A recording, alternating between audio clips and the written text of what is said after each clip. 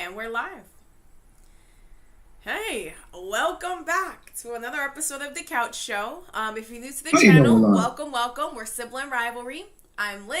Awesome. That dude right there is Ray.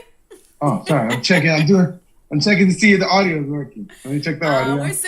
We're siblings, and we just have, a different perspective of life, and we want to share that with you. We want to help you raise your vibe.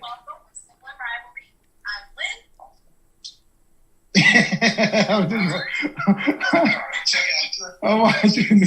That's hilarious. Testing. Yeah. 1, 2. That's hilarious.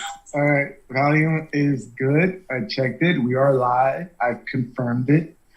So, where were you on Tuesday? Oh my God. Well, let's go into that. Because normally I would be like, so how was your weekend? But it's Thursday. So I got to backtrack a little bit. So where were you on Tuesday? So Tuesday I had an awesome opportunity to collab with a local business. We basically we're trying to build a tree indoors. So we're using dried out branches and stuff, and we're just creating this awesome feature for her business. So her business, she's actually opening a CBD cafe. And it's right on the waterfront in Newburgh. Oh, yeah. Nice. Yeah, and she has a nice. So CBD cafe, she's gonna have coffee and food that's infused with CBD. Yeah, she's gonna have a munchie bar that it's open for you can do it by membership. Where you come in, you have access. She has good Wi-Fi. There's music going. There's a little bit of a just a nice vibe. It's almost like a garden, an indoor garden. Oh, sweet. Yeah. I thought you were doing some kind of mural though. Nope, it's not a mural. We're creating an actual indoor tree. Nice. Yeah, so it goes up a post. Yo. And it's gonna be above you, and it's gonna be a really nice feature. So when you first walk into her place, you're greeted by this awesome environment. That's cool. I like to go there. I like to see the end product. Yeah. So, did we get any shots, behind the scenes shots? Any photos? I took some behind the scenes shots. I got some videos. I'll post a short once she gives me the green light. She wants to kind of keep it under wraps until they open up 420. Oh, okay. Mm-hmm. Oh, she's opening up 420, April 20th? That's when she's opening up? Yep. That's dope. Speaking of 420, this just popped in my head. Did you hear what Elon did? No, I didn't. He offered to buy Twitter at 54.20 a share. So it's going to be something it's going to be $40 billion if he buys Twitter. Yeah. That's crazy. But it's funny because he did the 420 in the price. People are like, oh, why didn't he do it for at $69 a share? So I don't know. If I was Twitter, they're in a tight spot because it's okay, you accept the offer. Elon is now the owner of Twitter, right? Starts chopping heads, cleaning the staff, changing everything over because he's all pro free speech, right?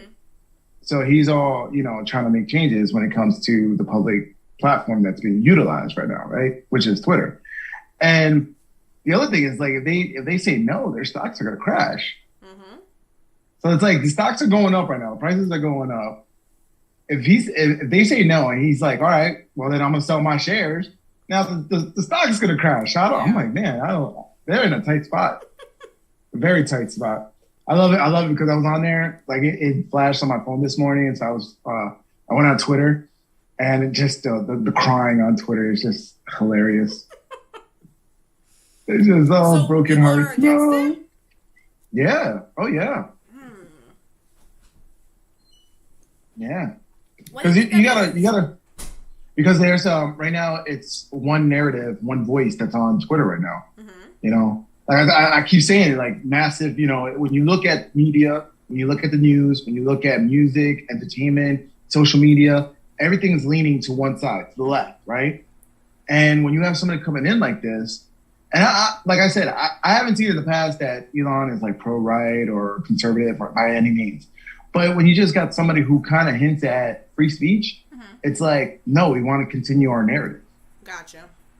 Okay. So yeah, they're crying. They're like, and the things that really gets me is the ones where they're like, oh, he should use that money to forgive everybody's school debt, or he should use that money to save Ukraine, or he should use that money to like give everybody a home and water and all. It's like, and it irks me that it bothers me when I read that stuff, because it's like, you got to make sense of that. If somebody doesn't want those things, right? If somebody didn't earn those things, they're not going to maintain those things. So it's like, why are you pushing for that kind of narrative? Or why are you pushing for that kind of stuff, you know? Hey, Tris, welcome. I don't get it. Good morning, Tris.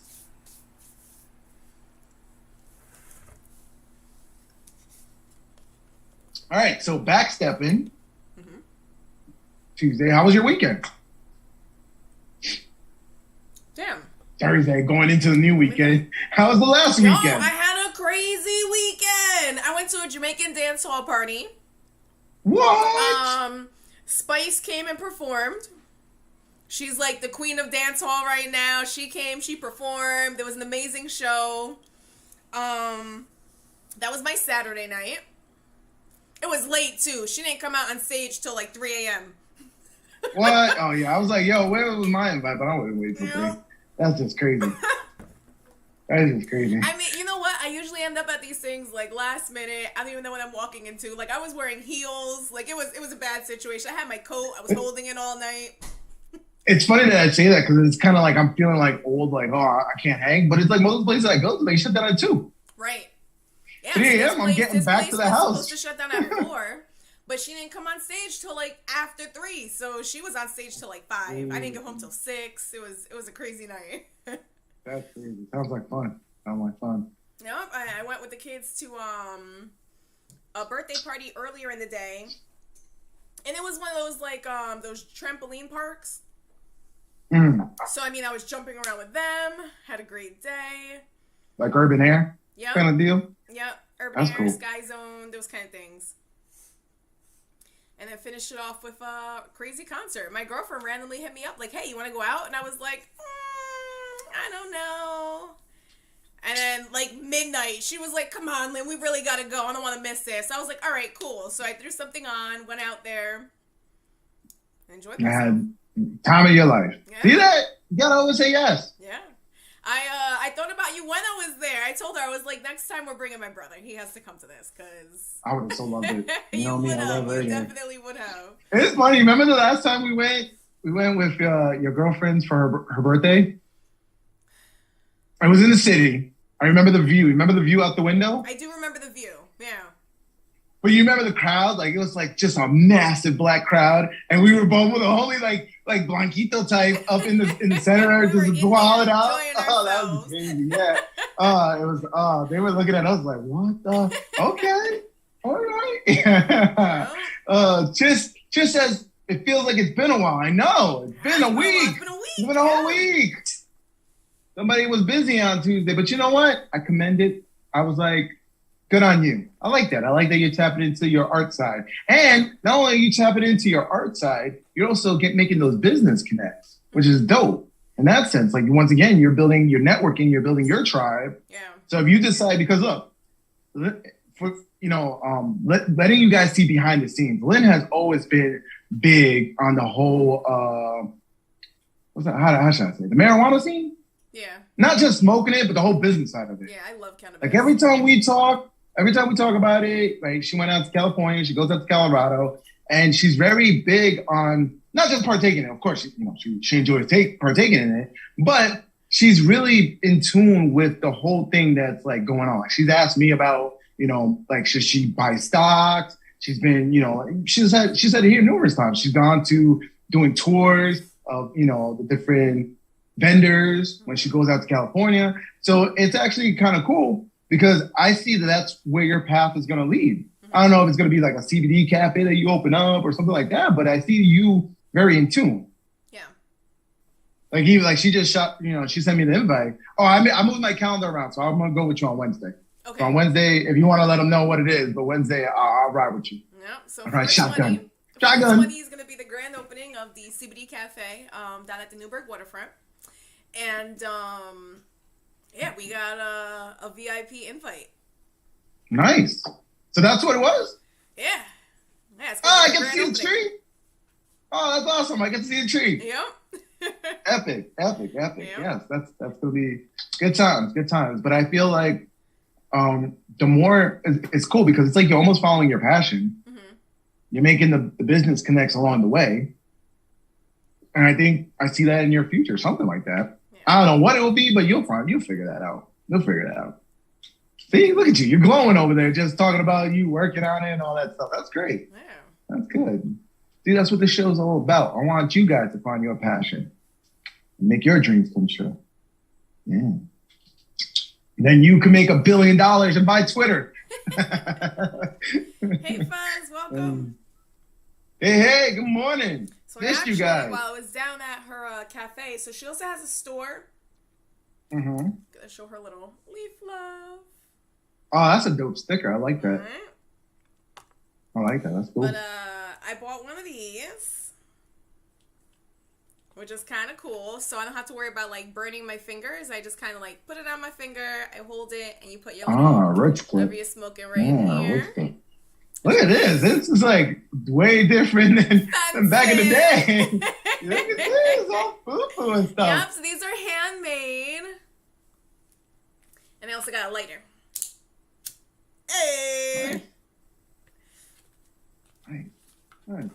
You know what? I love seeing like the different like subcultures in life. Like we talked about it before, like the sneakerheads is like the one that pops into my head when I say this, of like just people like when they get passionate about something. Mm-hmm.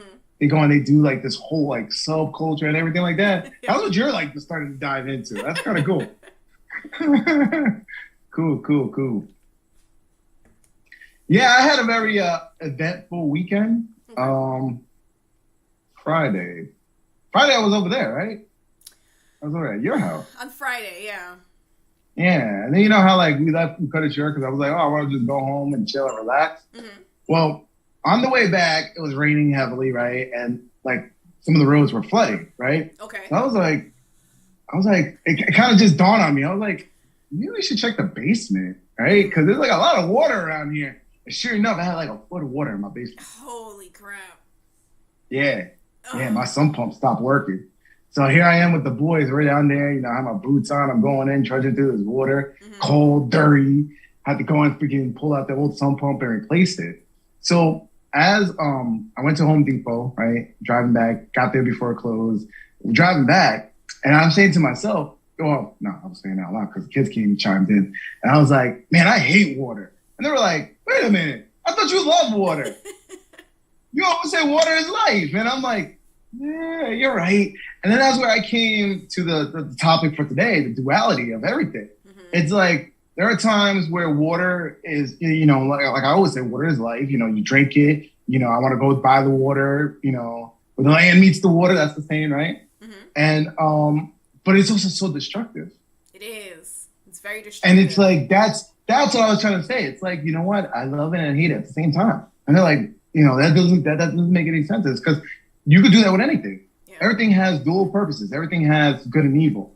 Yeah. And so that's where water's destructive, and it can be strong too. So we were at the park yesterday, and you know, because we had so much rain, which is, you know, it's typical. It's April showers.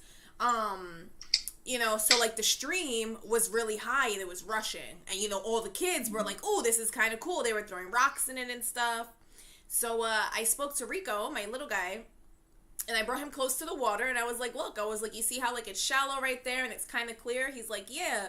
I was like, well, when the water's rushing like that, you might think that it's safe to step there, but it could be slippery. And if the water takes you, like, that's it. Like, it's going to overpower you. You're gone. And I was kind of just, like, pointing out to him, like, hey, like, it can be dangerous. Like, I know, you know, he's a swimmer.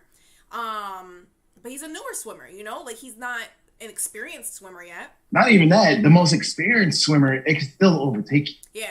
Like, as, like, just the power of water, like, you could be the best. You could be Michael Phelps out there, and just you're a human being. Yeah, like, we don't understand how we don't understand how fragile we are as humans. Like, yes, there's certain people out there that could do superhuman things, but it's still at the limit of humans. Yeah. Right? This is nature we're talking about. So you got to kind of weigh that. And people don't really weigh that. And so, yes, we do need water for life, right? It is, powerful. It is, I got my water right here. I'm drinking it. I love taking my showers. I love, going to the lake, going to, the ocean.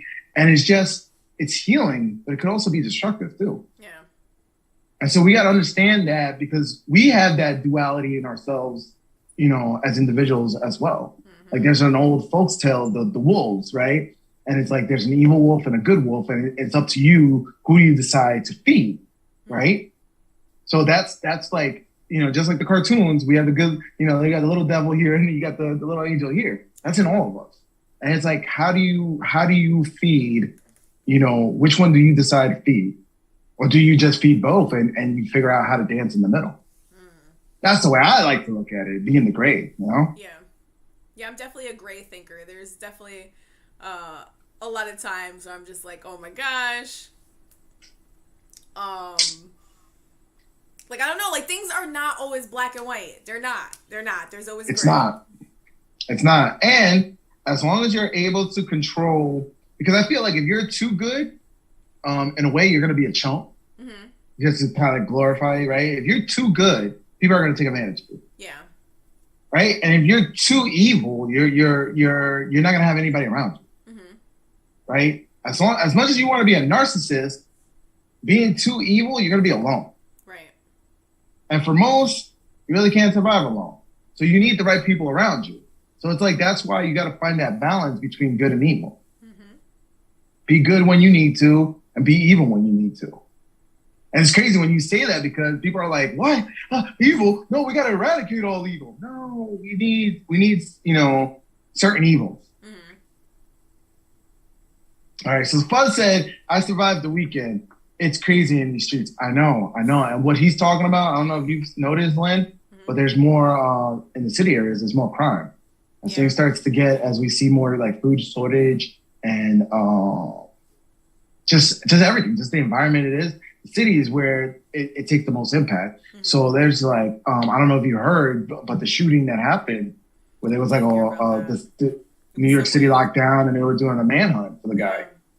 And once again, it's sad because it is an act of terrorism. They were like, oh, it's not an act of terrorism. It is an act of terrorism. Mm-hmm. He was a black man who was motivated to do this crime by like BLM and stuff like that. He posted a lot of stuff of like Black Power and all this stuff. So here we are. We're going to see more of this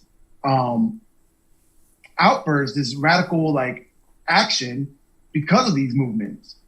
And to me, it's crazy because if it was a white guy posting that, they would have called this a hate crime. They would have called it terrorism. And it's like, at some point, when do we acknowledge the reverse racism that's going on right now? Mm-hmm. That's fueling this. I mean, at the end, it's still terror. It's still an act of crime. Yeah. Right? It's crazy. It's crazy. Fuzz, stay safe out there, man. Be safe. Stay indoors for a while. I know you like watching movies, so let's catch up on some old movies or something. It's crazy in these streets. That's the exact opposite of what we said last week. Last week, we're like, get outside, enjoy the weather. Man, nature, but like you also gotta. You have to gauge it. You have to, You have to, you have to use your common sense. If you want to enjoy the nature, then drive out of the city. Get out of the city for a while. Go to go to the mountain somewhere. Mm-hmm. I've been watching Yellowstone, and they're in Montana. So I keep wanting to I don't know why now I want to go to Montana. I'm like, I kind of want to go there. That looks dope. Well, drive out there this summer. Fuzz said, it's amazing. The killer doesn't have a scratch on him when you don't resist the police. Yeah, I heard it. Didn't he turn himself in or something like that? Like he notified the police where he was? Something crazy like that. It was crazy. I was just like, I wasn't, because with all my news, I kind of take the cliff notes of it. I don't really get into it. So I wasn't really following like that. I was just getting like the status updates. And they were like, oh, there's, the city's locked down and, a manhunt and all this stuff. And I was like, man. But yeah, it's crazy. People are being weaponized. Yeah. And this is where we have to really shine and call this stuff out because it's like, look, once again, it's that victim mentality that's feeding into this whole toxic belief that is now we're seeing the outcome of it. People are going out there killing other people. Yeah. And this whole trend of negativity, that could be ended. That could be ended if we just change the way we look at certain things. I don't have a car. Then bus it, my guy. Take a road trip, take a train. That always seems like fun. I don't know, that'll be forever. You'd be on a train forever. But it's like, I figured you wouldn't have a car, Fuzz. You're in the city. You don't really need a car. That's more of a headache than anything. Like, we need a car out here in the wilderness out here. Yeah, you need a car out here just to go to the gas station. Like, that's our corner store, the gas station. Yeah, seriously. Yeah, there's no bodegas. You got a bodega on every corner. Yep. Like Lynn said, we got Wawas. We got gas stations. We got Quick Check. We got gas stations. And we're hoping that they're open when we need something. Yep. You know? It's like, man, Quick Check's always open. I went out there a few years ago. I ventured out into a snowstorm in the blizzard. Yo, and they were there? I was driving like 15 miles per hour. It was bad. Like, I should not have been driving out there, but I was. You know what the sad part about it is? The guy's probably like, I should have left. Shut this shit down. Now I'm held hostage here. I gotta stay here until the roads get cleared. Oh, man. Yo, the Quick Check was the only thing open. The only thing open. That's when I lived in my old place. I was like over on like that other side of town. Mm-hmm. Yep. The bad side of town. Yep. Across the tracks. Across the tracks. That part. No, but I figured, no, Fuzz. I get it. Your cars get stolen or vandalized. Yeah. Yeah. What? When I was in DC, I parked in one spot, went clubbing, and went out with my friends. When I came back, my back window was broken, and all my shit was stolen. Lucky they didn't pop the trunk because my work laptop was in there. And I was like, damn, I would have to explain that. I get it. Look, Fuzz, I get it. In your location where you are right now, you're better off not having a car. You have to worry about parking it. I mean, even if you just look at on the good side of things, parking it, tickets, fines, towing, boot. Like, I get it. Like, if he don't need, like, he walks everywhere. Walks, takes the train, you know? Like, if I lived in the city, I wouldn't have a car. Unless I could have really afford to have it in a parking lot and, take it out on the weekends and all that shit. Like, if I was uber rich. Yeah, that's the only way. But if I was living in the city, man, I'd be like, you know where my car would be? My car would be at Moz, and I would be like, bus up here if I wanted to get away for the weekend or something. So I'd be like, all right, let me take the bus to my mom's, chill with my mom, for a night or whatever, say, hey, love you, Mom, and then get in my car and then go on my road trip. And then leave the car there and then go back to the city. If I lived in the city, that would be my logistics. Yeah, carjacking is the new normal. I get it. It's going crazy right there. Listen, it's a two-pronged attack. One, they're attacking the police, right? They're like defund the police and all this, right? So the police are demoralized. They don't want to go out there, walk the beat when people hate you, right? I get it. You're a human being. You still got to do this shit, right? So that's one. And then two, crime is just escalating. Like it boggles me that people say defund the police, right? Or they're like, fuck the police and all this bullshit. Yet we haven't found the cure for crime yet. Right. Like, we still got that. And everybody's cool with that until it's happening to you. Yeah. And you're quick and then you're like, where's the police? Oh, call the police. It's like, no, you defunded them. You shouted on them. So Fuzz, stay strong, my guy. I don't know how you're still in that city, my guy. Especially the way, like, your mindset and all that. I'm surprised you didn't move to Florida or something. Like, just roll out. Florida's a little warm, Maybe you want to go to Jersey. Hell no, Jersey's worse than the city. I feel like Jersey's a big state. You can't say like, oh, Jersey's worse. Like, no, Jersey, the whole state of Jersey. Don't go People to like in Jersey Elizabeth or like Newark. No, I'm not even talking about that. I'm just talking about like the taxes, just the things, the governor in Jersey, the shit he does. It's just like my friends that are my coworkers, we all worked in Jersey. I didn't live in Jersey, I live in PA. But for the most part, they worked in Jersey and they lived in Jersey. And all those guys, they hated it. They hate the taxes. Really? They hate the laws. Yeah. I mean, the gun laws are just crazy. One guy, my one coworker, he was telling me, he was like, yo, he has to make an attempt to leave his house. Mm-hmm. If somebody's like, let's say somebody breaks into his house. Uh-huh. Like right now, if somebody breaks into my house, I'm popping off, right? I'm not asking any questions because I don't know what's their intention. And I told the kids this. I was like, look, if anybody comes into that house uninvited, their intention is to kill. Mm-hmm. That's what I'm assuming. And so I'm popping off, no questions asked. We ask questions later, right? In New Jersey, you can't do that. That's against the law. Get the hell out of here. In your own home. So he was telling me that he has to make an attempt. What? And he has to show proof that he tried to make an escape and he had no option but to pop off. Wow. Jersey is the armpit of New York City. Yes, it is. Yes, it is. I love you, Jersey, but get better. You're horrible right now. Yeah, no, Jersey is bad. Which is crazy because Jersey has a lot of money. There's a lot of like McMansions out there. There's a lot of celebs that live out there. So there's a lot of money in Jersey, but it's just bad. Their politics is bad. Its taxes are bad. Damn, I had no clue about this. My neighbors.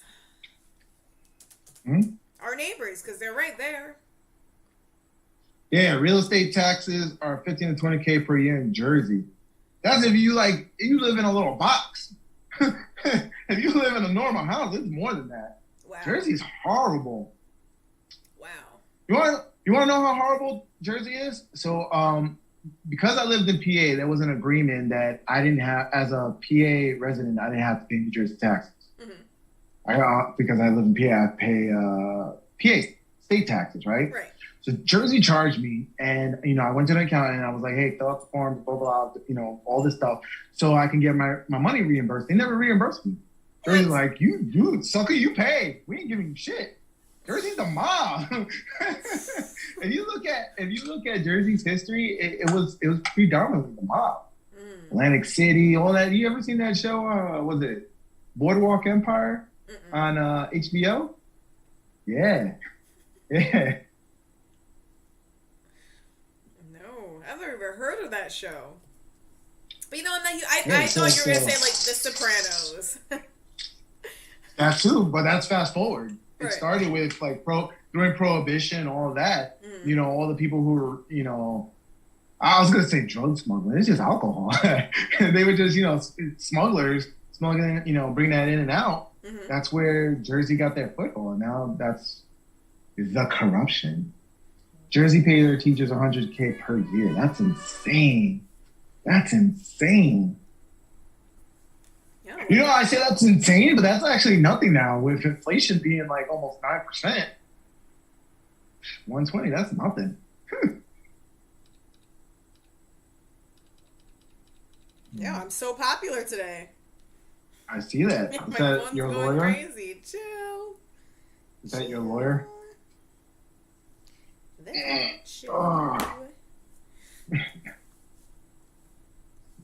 All right, so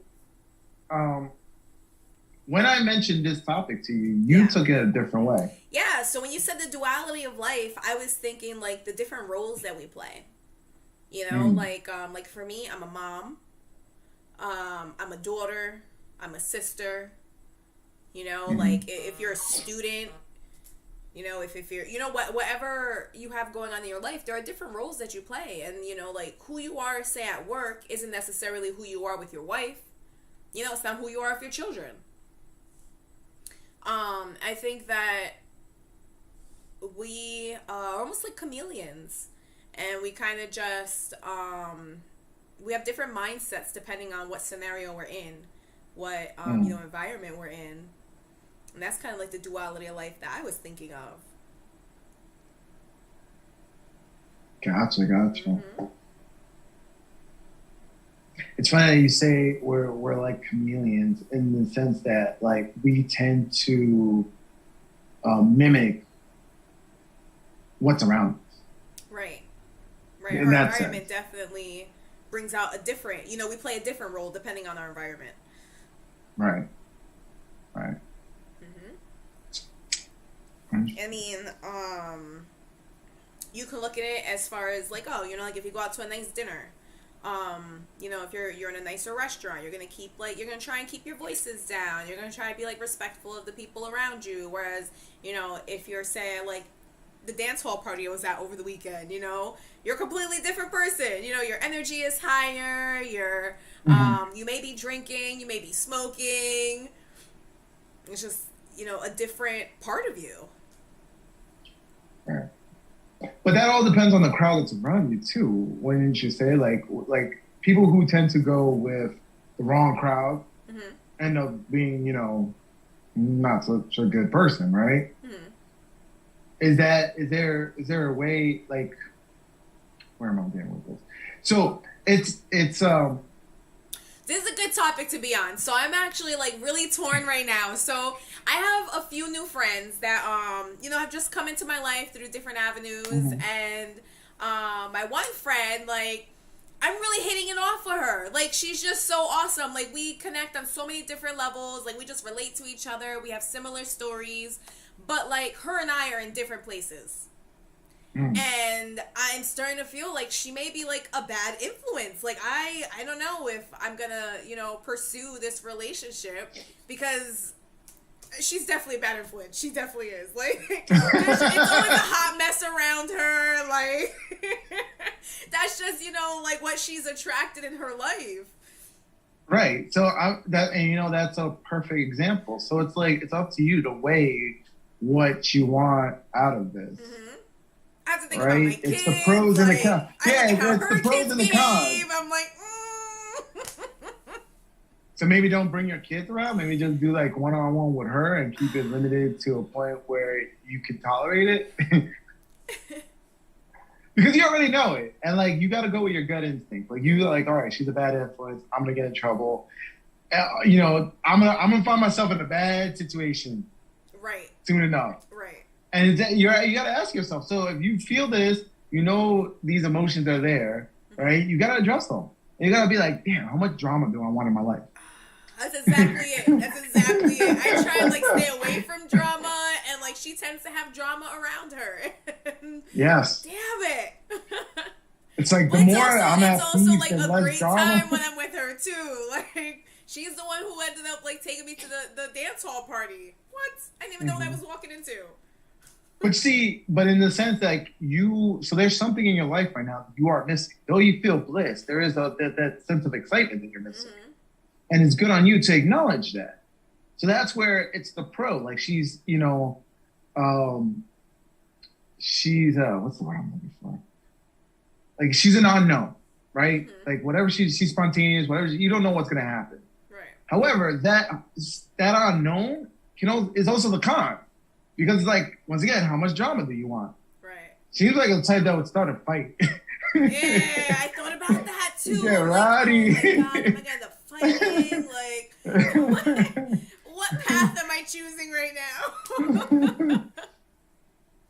Sounds like one of those like crazy movies that like starts off and it just goes roller coaster out, and by the end you're like, what the hell did I just watch? That's crazy. I mean, if that's what you're looking for, if that's what you need,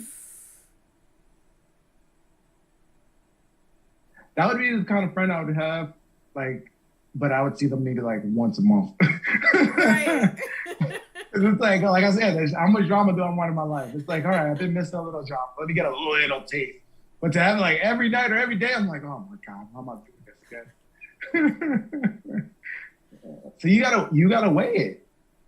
You gotta weigh it. Now you say you have another friend that's the complete opposite? My friends are all over the place, man. But like, she's the only one who's been like responsive to me. Like, like you invite people to go out, or you say like, hey, let's take the kids to the park later, or, something like that. Like, she's more like me, where she's like, yeah, let's do it. Whereas like I have other friends who are always like, oh, not today. No. Like, so. Yeah. So you know what you are? You're like Jim Carrey right now in that movie, Yes Man. Oh, Lord. You remember that movie? Yes Man? I do. Yeah. Where he went to that motivational like speaker convention thing, and the guy was like, you cannot say no. And he's like, he's like, he really thought he had like a curse on him and he had to say yes to everything. Yeah, so it's like you want somebody like that. You want a partner to ride with you. Yeah, I need a partner when you say yes. So here's the question though: why don't you just go say yes by yourself? What do you mean? I'm not.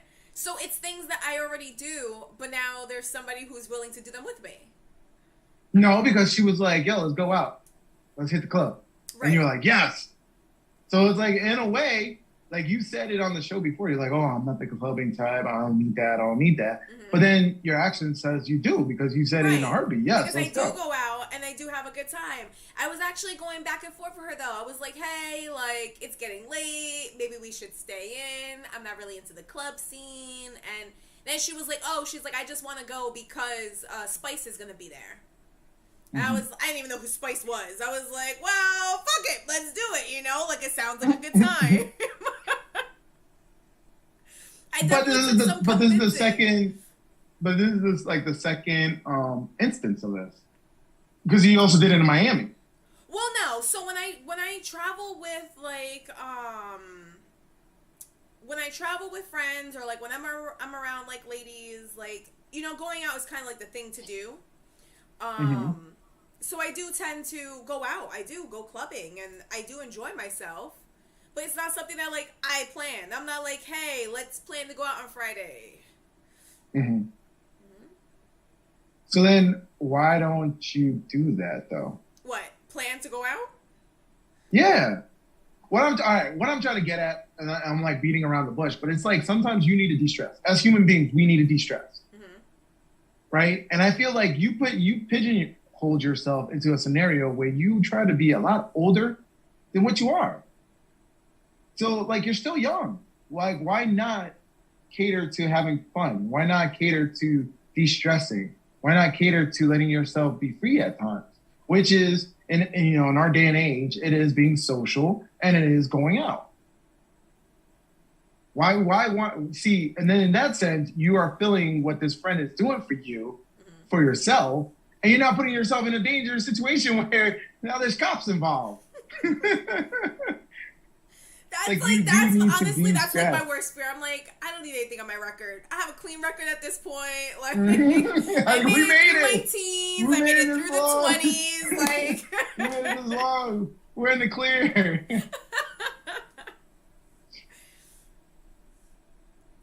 Whereas, like, my other girlfriend, who I was helping with the tree, like, I don't mind hanging out with her and just, you know, relaxing and smoking and, you know, doing whatever. Like, the tree project was really cool. But then, like, we haven't really hit it off in, like, any other areas. So it's like, But you know why you're gravitating? All right, so we have two scenarios. And let's break that down because this is great because it goes great with this topic. What's the difference between the two scenarios? I'll see if you can get it before I explain my view. What do you mean? What's the difference between the two scenarios? I just go further into it. So you gravitate to both ladies, right?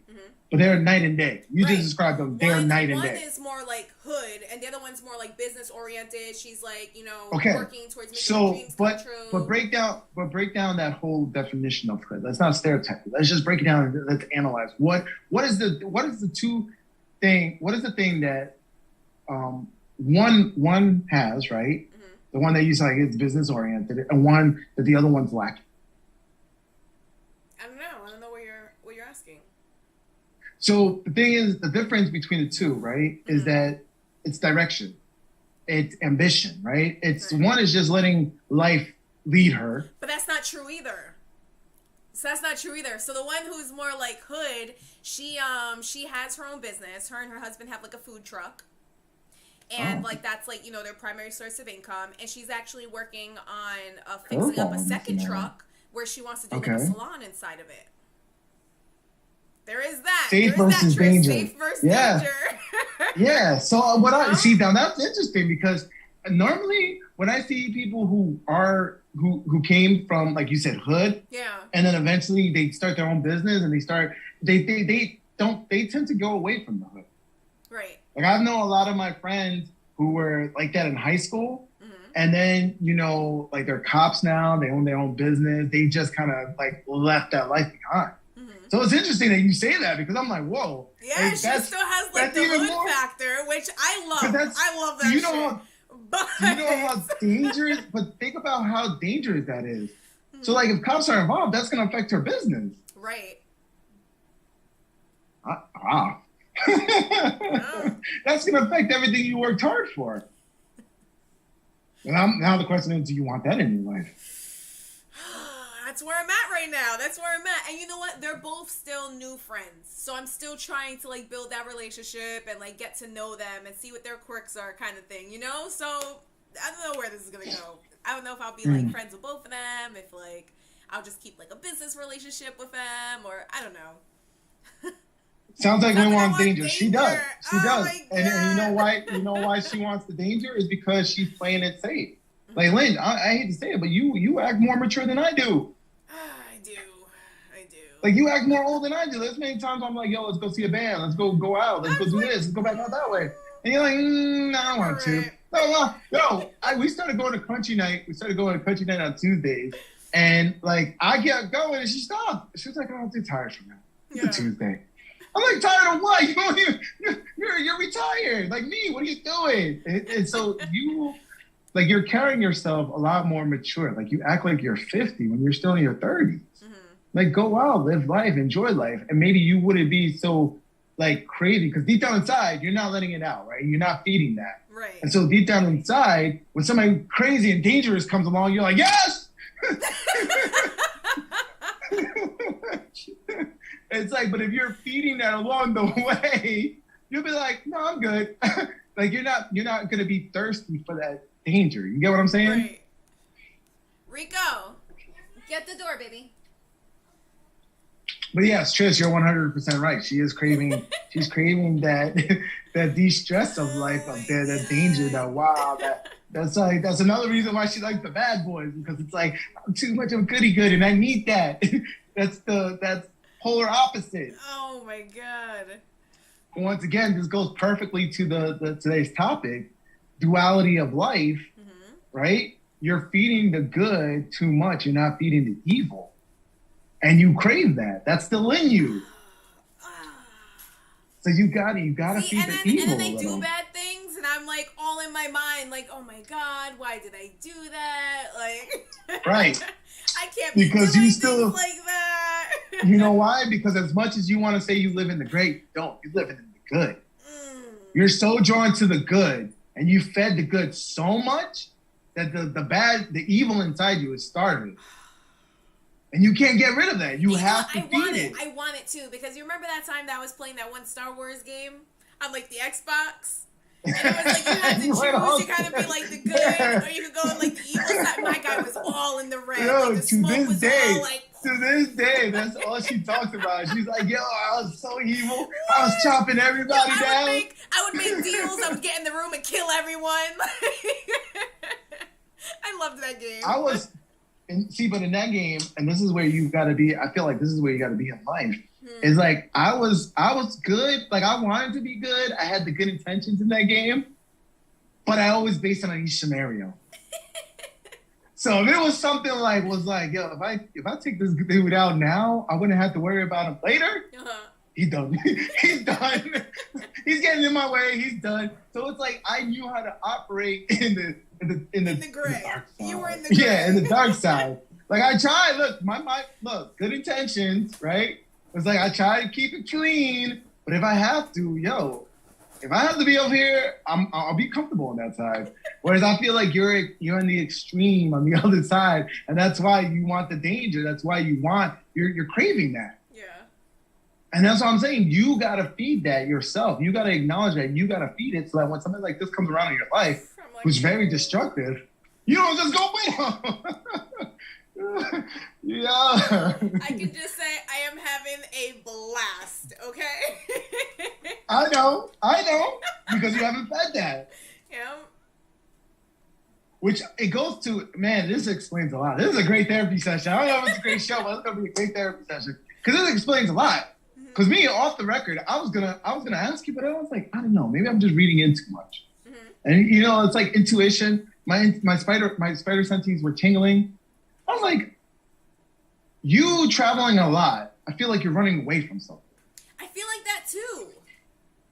And so I didn't want to say it because I was like, no, because maybe she's just living her life. Right. And so I was like, no, she just if it gets worse, if I feel it again, maybe I'll bring it up. Mm-hmm. But now this kind of explains it.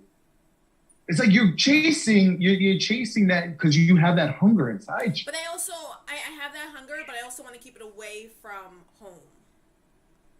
I get that. You don't shit where you sleep, kind of thing. Exactly. A lot of people do that. I get that. Your home is your kingdom. Yeah. I've always said that. Trust me. There's crazies who showed up at my house, at least showing up at my house, and it wasn't my action. So I'm learning it the hard way. I'm like, damn, I don't even bring that shit to my life, and it's still coming up to my house. It's like, yo, my home is my kingdom. Like you said, I'll go play somewhere else. Right. Right? It's like you go to McDonald's when you were a kid. You remember the play place with all the balls and all that, the play place, and you play there. That's when you play your life. Jump on the flight. That's it. We're here. But it shouldn't. But it also shouldn't. It shouldn't also be like that. It should be like I said. You starve yourself to the point where then you're just erratic.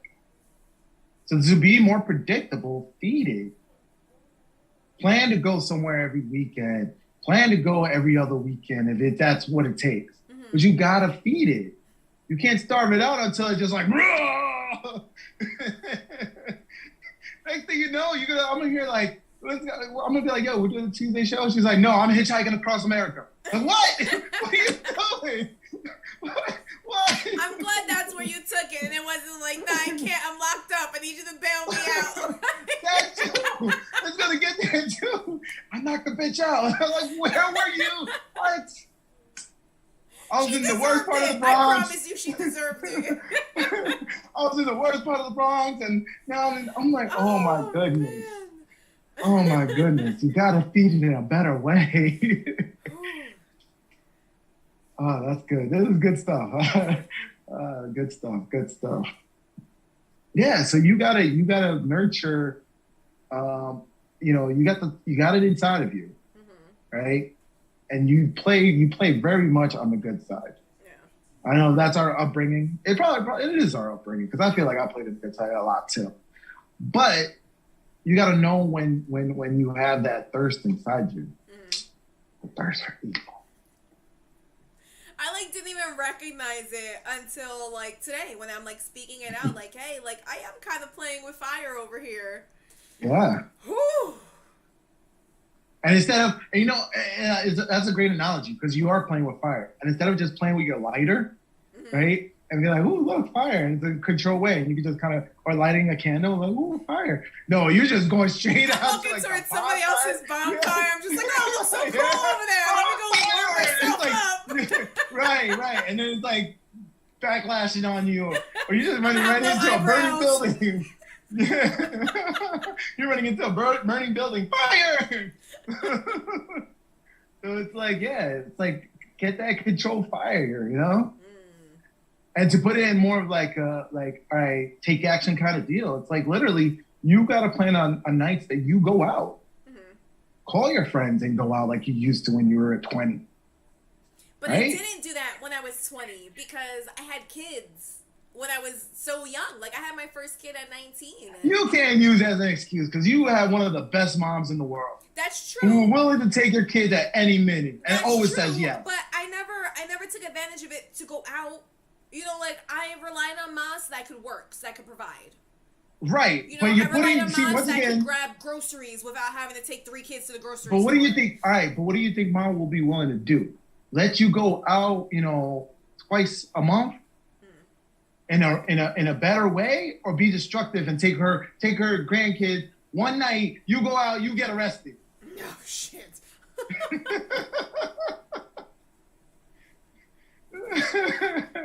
It's like you gotta acknowledge this. You gotta acknowledge this. You gotta feed that evil. It's funny. We gotta find a way. Right, so hang on. We have a comment. So Trish said, sounds like one of those movies. You're going to be in too deep before you know it. Yes, that's what I said. You know those comedies? It was like back in the 90s where it was just like they chase. It's like one of those crazy nights where they're doing all crazy things. They run to the drug dealer, and then the car gets this, and then by the end, it's like it's the morning. It's like, oh my god, this is a crazy night. Yeah. I was gonna be Lynn because she's not feeding that evil. And then Fun said, imagine I run 3 to 5 miles per day and all of a sudden I'm too tired for danger. So it's funny you say that because I am still working out and I just make sure I work out in the morning because then I'm good for the rest of the day, you know? You're going to be in handcuffs, then realize, whoa, yeah. Yeah, I'm like, oh, man. That escalated quickly. That's literally what Lynn embodied. We need a t-shirt. That escalated quickly. Boom. Handcuffs.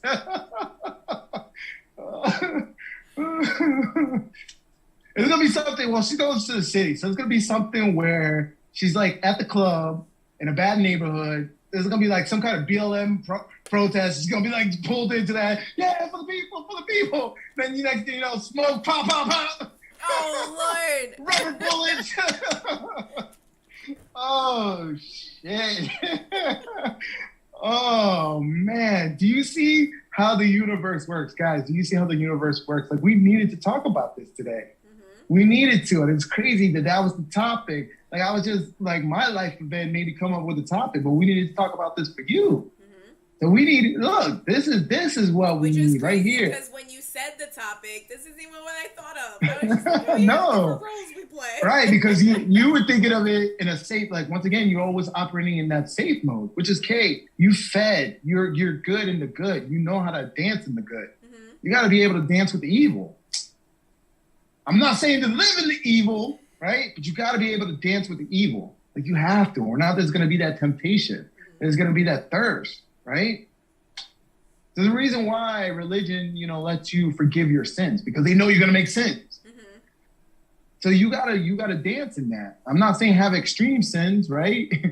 Go break in, like, start killing people, stealing shit, whatever. No, but it's like when my girlfriend invited me to the dance hall party, like, we got there and, like, I was following their lead, it was her, she had her husband with her and, like, another friend. So, like, we were kind of just standing in the back, like, kind of like where people were walking. I was like, nah, this is whack.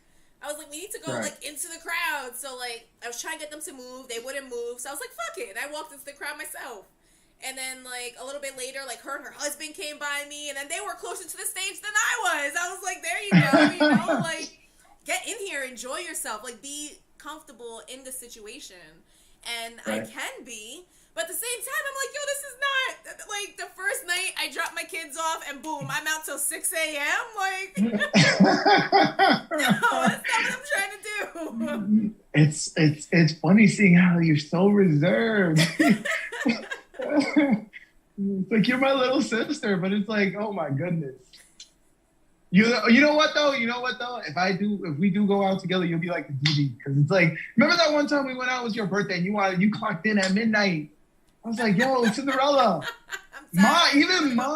Even Ma came with us that night. Like, this is the first, like, I don't even remember the last time we went out with Ma like that. I remember that.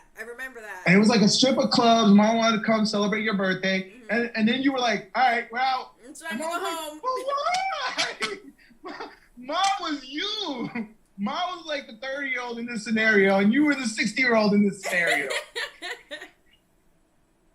That's crazy. But it's good because in a way, like, look, the universe talking to you. It's in a positive way. It's in a loving way. Like, you have, Fuzz, Trish. We're all doing this in a positive way. We're just letting you know what's going to be crazy. You don't feed it. Right. You crave danger. The comment said it. You want danger. So how do you feed that? That explains a lot, though. That explains a lot, because I was wondering, why'd you put up with certain people in your life? Yep. I like the danger. Just said, new setting of sibling rivalry, behind bar edition. Oh, yeah, that's gonna be your next sibling. That's gonna be your next sibling takeover. That's your next sibling takeover. 5 to 10. Yo. But you know what? Ready? No. Yo, all right. So I spoke to the person who bought the tickets for Kevin Hart and Chris Rock, and like I convinced them to put them for sale. So we will see. I told them, I was like, yo, put it for like a stupid number, and if it sells, it sells. If it doesn't, like whatever, we'll go to the show. It's a win-win. Did you check like eBay or just like Googled it to see what the prices were going? Yeah, and they're pretty high. Like people are paying. They're still high for these tickets. Yeah. Even a few weeks after that. That's what I was thinking. Still... I was like, oh, maybe you might have missed the hype. They may not sell, but we'll see. TBD. Yeah. Good on you. That would be a trip. Right? Exactly. I was like, yo, we could go anywhere with that money. That's gonna be a crazy trip. Yep. Sibling takeover behind bars. No. This isn't. And you know what's scary? This isn't one of the bad influences. This is one of like. This is actually, you know what? Who invited us to this thing is the girl who's opening the place on the waterfront. Her husband got tickets. Oh. So he's the one who's like, oh, let's go to this show. Let's go to this show. Oh, but no, sell that. Look, you gotta went to a show in a different universe. When this happening, yo, sell those tickets. Get that money. Oh man, that's crazy. I can't believe those tickets are still that high though. Yeah. What was it saying, like $6-8 grand or something like that for a ticket? That's crazy. I mean, it is. You said this is in the city, right? The show's in the city? I don't think it's in the city. I think it's...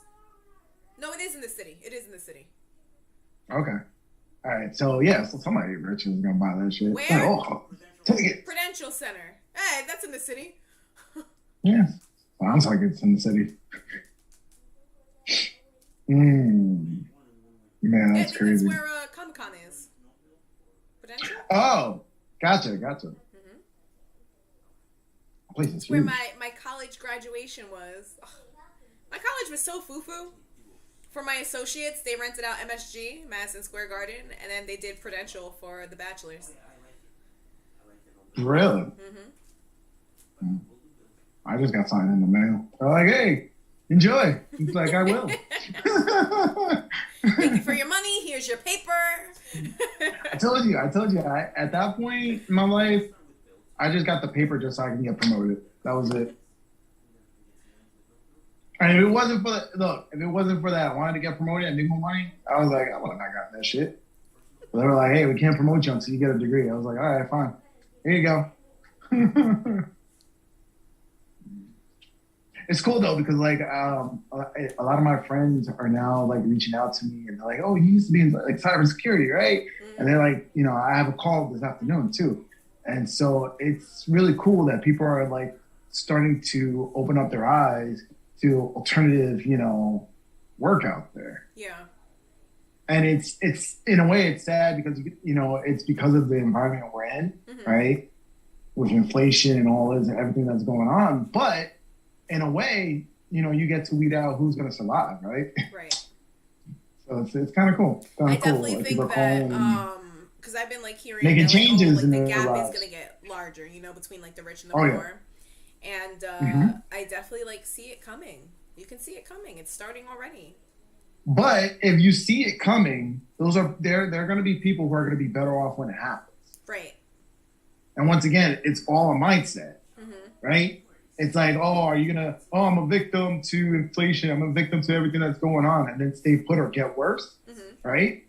Or you're going to be like, nah, there's something going on here. And I'm going to I'm going to tap into something so I can ride with it, right? And that's that survivor mentality. It's like, hey, I gotta figure out a way. Things are changing. There's a change going on, right? In the world. Crazy. There's a change going on in the world. So fearful of change that they don't really... they hold on so tightly to what they currently have because they are afraid to change. Yes. When change, culture shock. People are scared of change. But you got to realize that sometimes the world changes without you. Yeah. And so it's like if you want to survive in that new world, you gotta adapt, right? And then if you want to be good in that new world, you gotta adapt and overcome. So that was one of the big mantras in when I was in the Marines, was adapt and overcome. Mm-hmm. And they said it all the time, like, oh, your scenario change, oh, you know, this good, you gotta adapt and overcome. And so it was that mindset that it was like, you know, that made you get, you know, be better than what you were, right? So it's like, now it's like, look, the world is shitting on you. If you adapt and overcome, you can find a way to, you know, not take that much of a hit. Well, we've hit the hour. If you're new to the channel, welcome. Welcome to the channel. Sibling Rivalry. I'm Lynn. That's Ray. I'm Ray. As you were drinking your water. It's like the waiters in the restaurant. They always come and like check on you right after you take a bite. Like, I didn't do that on purpose. I didn't wait over there. I don't really want to hear what you have to say. I just want to know. No, they're probably watching. They're like, all right, this guy's just on picking his food. He's oh, this guy's going in. Oh, look at this guy. Let me go after him now. Oh, good. Well, yeah, welcome to the channel. If you haven't already, subscribe and hit the bell, because we go on Tuesdays and Thursdays, late morning. You don't want to miss anything. And please feel free to join the conversation. You know, comment down below. Let us know what you want to talk about. We see the world is crazy right now, and we're just trying to, you know, pass positive vibes. So if you have something, you know, you want to get out there and we want to talk about it, let's talk about it. Mm-hmm. It's therapeutic. It's therapeutic.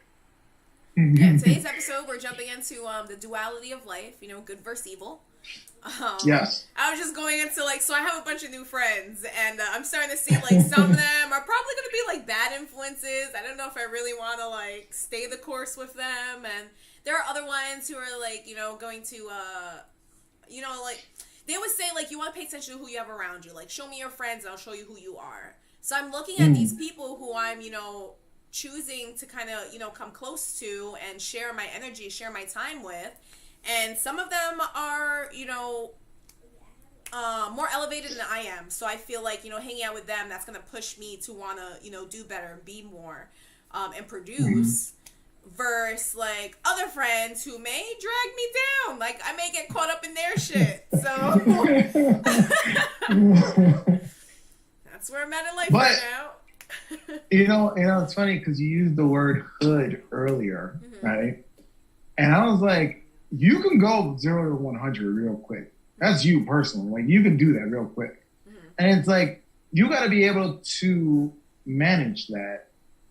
Like, not always be at 0. Like, kind of have a little bit in that life, in your life. Like, feed it just a little bit. So that way, when shit really gets heated, you don't go all the way up to 100.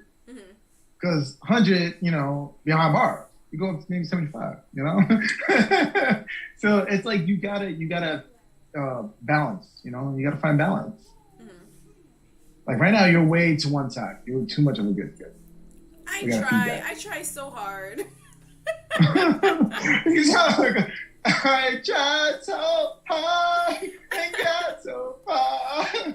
But in the end, it doesn't even matter. That's not the song I need to hear right now. I'm going to 100 really fast. I'm about to kick this bitch's ass. Oh, it could be you. Oh, I love it. No, this is great. This is what the show is about. This is just like, we need to grow, you know, as the host, as, you know, Fuzz, Trist, you know, you guys are gonna be mods soon. So you guys are part of the family, right? Fuzz is our producer at this point. But like, you guys gotta grow. And then as new people come on board, you know, we gotta help them all grow. Like, this is it. This is how we do it. We do it through conversation. Yeah. We do it through laughter. We do it through love, you know? Because the rest of the world, they're gonna just shit on you. It's like, you running with us, so you're gonna be left behind. You know? It's brutal. But yeah. Oh man, you got a lot of soul searching over there.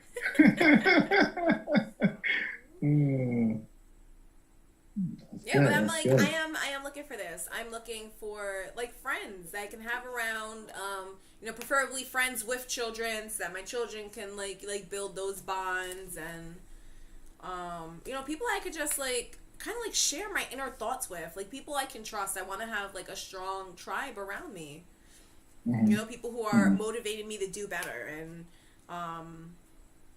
like feeding my ego, telling me, hey, like, you're doing good, you're on the right track. I need all that. I want to say this, but in a way, it's almost like you need the opposite of that. What do you mean? You need a young friend who doesn't have kids, who's single, right? So she can make you kind of feel like that sense of youth again. And then the kind of things you missed out in your 20s, you go with her to do that, right? And then after a while, she gave you that. Then you give her the knowledge and the mentorship, right? That you have. So we're all creatures of codependency, right?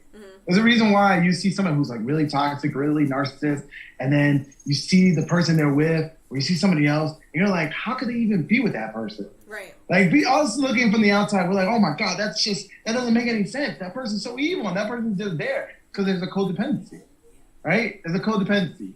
And it's like, that's what you got to build with somebody, where they can give you that youthfulness, that danger, that wild part of life, and then you could kind of rein it in because you're the mature one. Does that make sense? It kind of does. But, like, I'm tired of being, like, the mature one all the time. Like, damn. Yeah, yep. That's what Trish just said. She said, due to women's competitiveness, Lynn is going to feel old around her. Yeah, I want to feel that. Oh, man. Man. Is it not true? Like, you really would feel like that? I mean, I might. I already act old, Like, I have a blanket in the car. I called it my old lady blanket. I put it over my legs when I get cold. I'm an old lady. I had to get you a heated blanket then. Oh, man, what's that saying? I have an old soul, okay? Uh-huh. I'm definitely I'm reincarnated several times. Like, I'm over it. I'm over it. Yeah. Man. Buzz said, I'm the producer. Buzz, you're the producer. Yeah, and that's why we're going to get a shirt saying, where's the producer? No, Fuzz, Tris, thank you guys. You guys have been, faithful on every show, just helping us grow.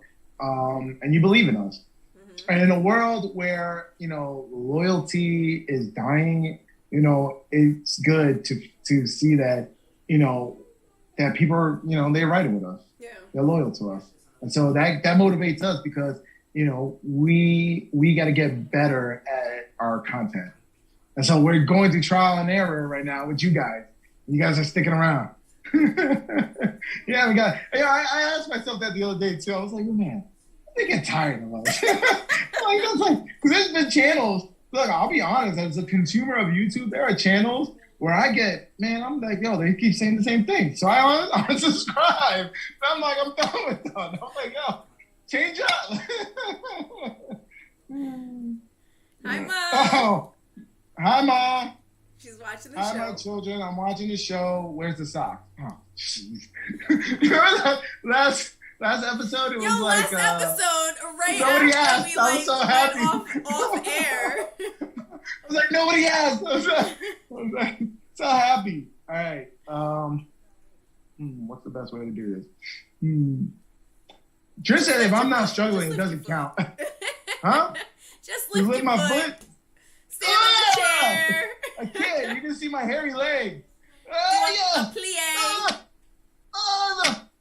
Who's that? Is that Arnold? That's Arnold and Gerald. That's football head. Oh, my leg. Oh, shit. Got me struggling. Thank you, Mom, for buying me the socks. Mom went overboard. She's like really getting into getting me the socks. It's so cool. She loves it. I don't ever have to buy socks again. I bought you socks from, I want to say it was from Vermont. And I was like, I just gave a pair of socks, so they're just in the closet. One of these days, I'll be like, I have some socks for you. Nice. That was you know what I love doing January. too? We're in April, like. You know what I love doing too now? I love mixing and matching them. Okay. So like yesterday, the Star Wars one. Mm-hmm. On one foot I had like the Death Star, and then the other foot I had the Stormtroopers. Okay. So it was like black and white. So I love mixing them. Nice. It's like, yeah, this is awesome. Especially when you get like those packs that has like multiple of the same thing.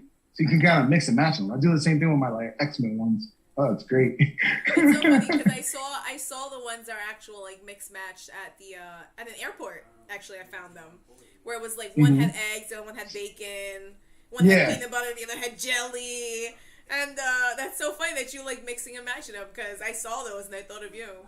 But I got that. I got all of this from my youngest. Like my youngest, he was all about like just wearing like bright color socks and like different pairs of socks. Like that was his thing. And like, his mother, no offense on her, but I see where she was coming from. She was always like, no, you have to wear the same sock. Right. And that's like the mindset of life. It's like, you gotta like, it's like, oh, you gotta do this. And it's like, no, you don't. Where it's something so trivial, it's your socks. Like, right. It's like, you don't have to do that. Yeah. You can mix match your socks. That's his creativity. It's like, it's the way of like how people think. It's just like, we're so taught for so long to think a certain way that it's crazy when somebody thinks outside the box. So it was like, I got that from him and I was like, I'm going to do it. I was like, I'm going to do it too. Because that inspired me. Yeah. Just seeing that that's what he wanted to do. We have like something so similar and like, it's two different households. It's not something we ever talk about, but like my daughter was mine for me. Like she would always like switch up her socks and then like it would bother me, but I didn't want to tell her anything about her. Like I didn't want to change her perspective. And at this point, like I look forward to it. Like it throws me off when she has like a matching pair. I'm like, oh. Yeah. What's going on with your feet? Him. That was him. Like he always wanted to wear it. But for her, like, and I feel like for her, it was almost like the rebel in her. Like I think she knew, like she almost started it knowing that it would irk me, and I just haven't let her see that it's irked me. But I don't want to destroy that in her. I want her to have that creativity, that like, hey, like whatever. If you like different socks, you like different socks. Who cares? And that's cool that she's willing to buck the system because all that is that you're putting her in a box and she wants to make it, something else, not a box, triangle or something. I don't know. She's like, she wants to see things differently. She wants to see it in her view. Mm-hmm. Hopefully it's up to you to fuel that because if you fuel it in a good way, she could be the next, she could be a CEO of a company. Right. She could be like, hey, people do things this way. I want them to do it this way. Or she could be led into, some protest movement where she's like, oh, fuck the system, and now she's in jail. So it's like, it's up to you on how you fuel that. But, I got the same thing on my side, too. It's like, look, it's like these are the rebels. These are these are the free thinkers. Yeah. But it just goes to show the free thinkers versus, the lemmings. And, like, where does that start? Where do we become the lemmings?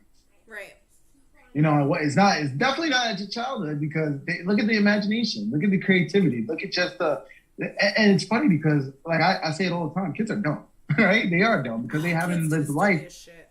Right. They don't have any common sense because they haven't lived life experience. Right. So, and they're learning all the stuff that is life, but in the same sense, they just have a beautiful way of seeing the world. Mm-hmm. Everybody's their friend.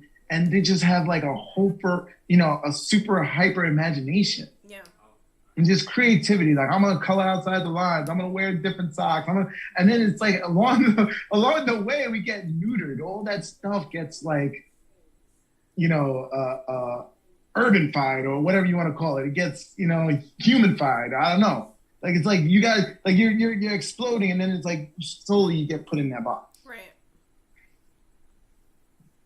You're welcome, my son. I love you both. Oh, thank you, Mom. We love you too. Thank you for the support, Mom. Always believing in us. Mm-hmm.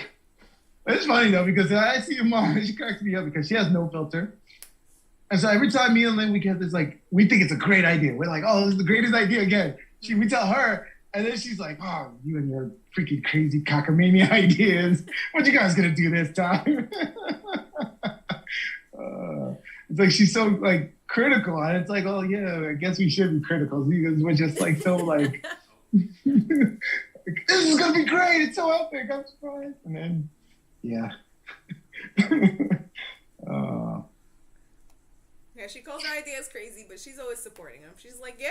She is. Yeah, she is. But she's like, oh, that's what you guys want to do. Hilarious. So, you're gonna start planning to go out? I don't know. Like, I haven't found the right place to go out to. You know, it's not like. Maybe I need to make my own spot. I just need to open a lounge. I think I would enjoy a lounge. You know, I think you would open a great lounge because you would have that whole island vibe to it. Mm-hmm. Island decor, a whole island vibe. Yeah, I think you would have that whole Miami feel to it. Yeah, something different. You should think about doing that. Why don't you go and create a business plan, right, and go get a loan and open up a spot. My hesitation with that is that it'll lock me down. Like, I don't want to be stuck here. I don't want ties here. I want to be able to just move. What you're looking for. Mm-hmm. That doesn't feed it. That was a great idea, but it's still safe. I could be like a professional vacationer, but like I don't really want to turn my vacations into work. Once again, all the stuff you're saying, it doesn't feed that sense of danger, that sense of what you're craving. What am I looking for? Am I going to be a skydiving instructor? I was thinking like, oh, shoot the dolphins, but I'm going out in an epic way.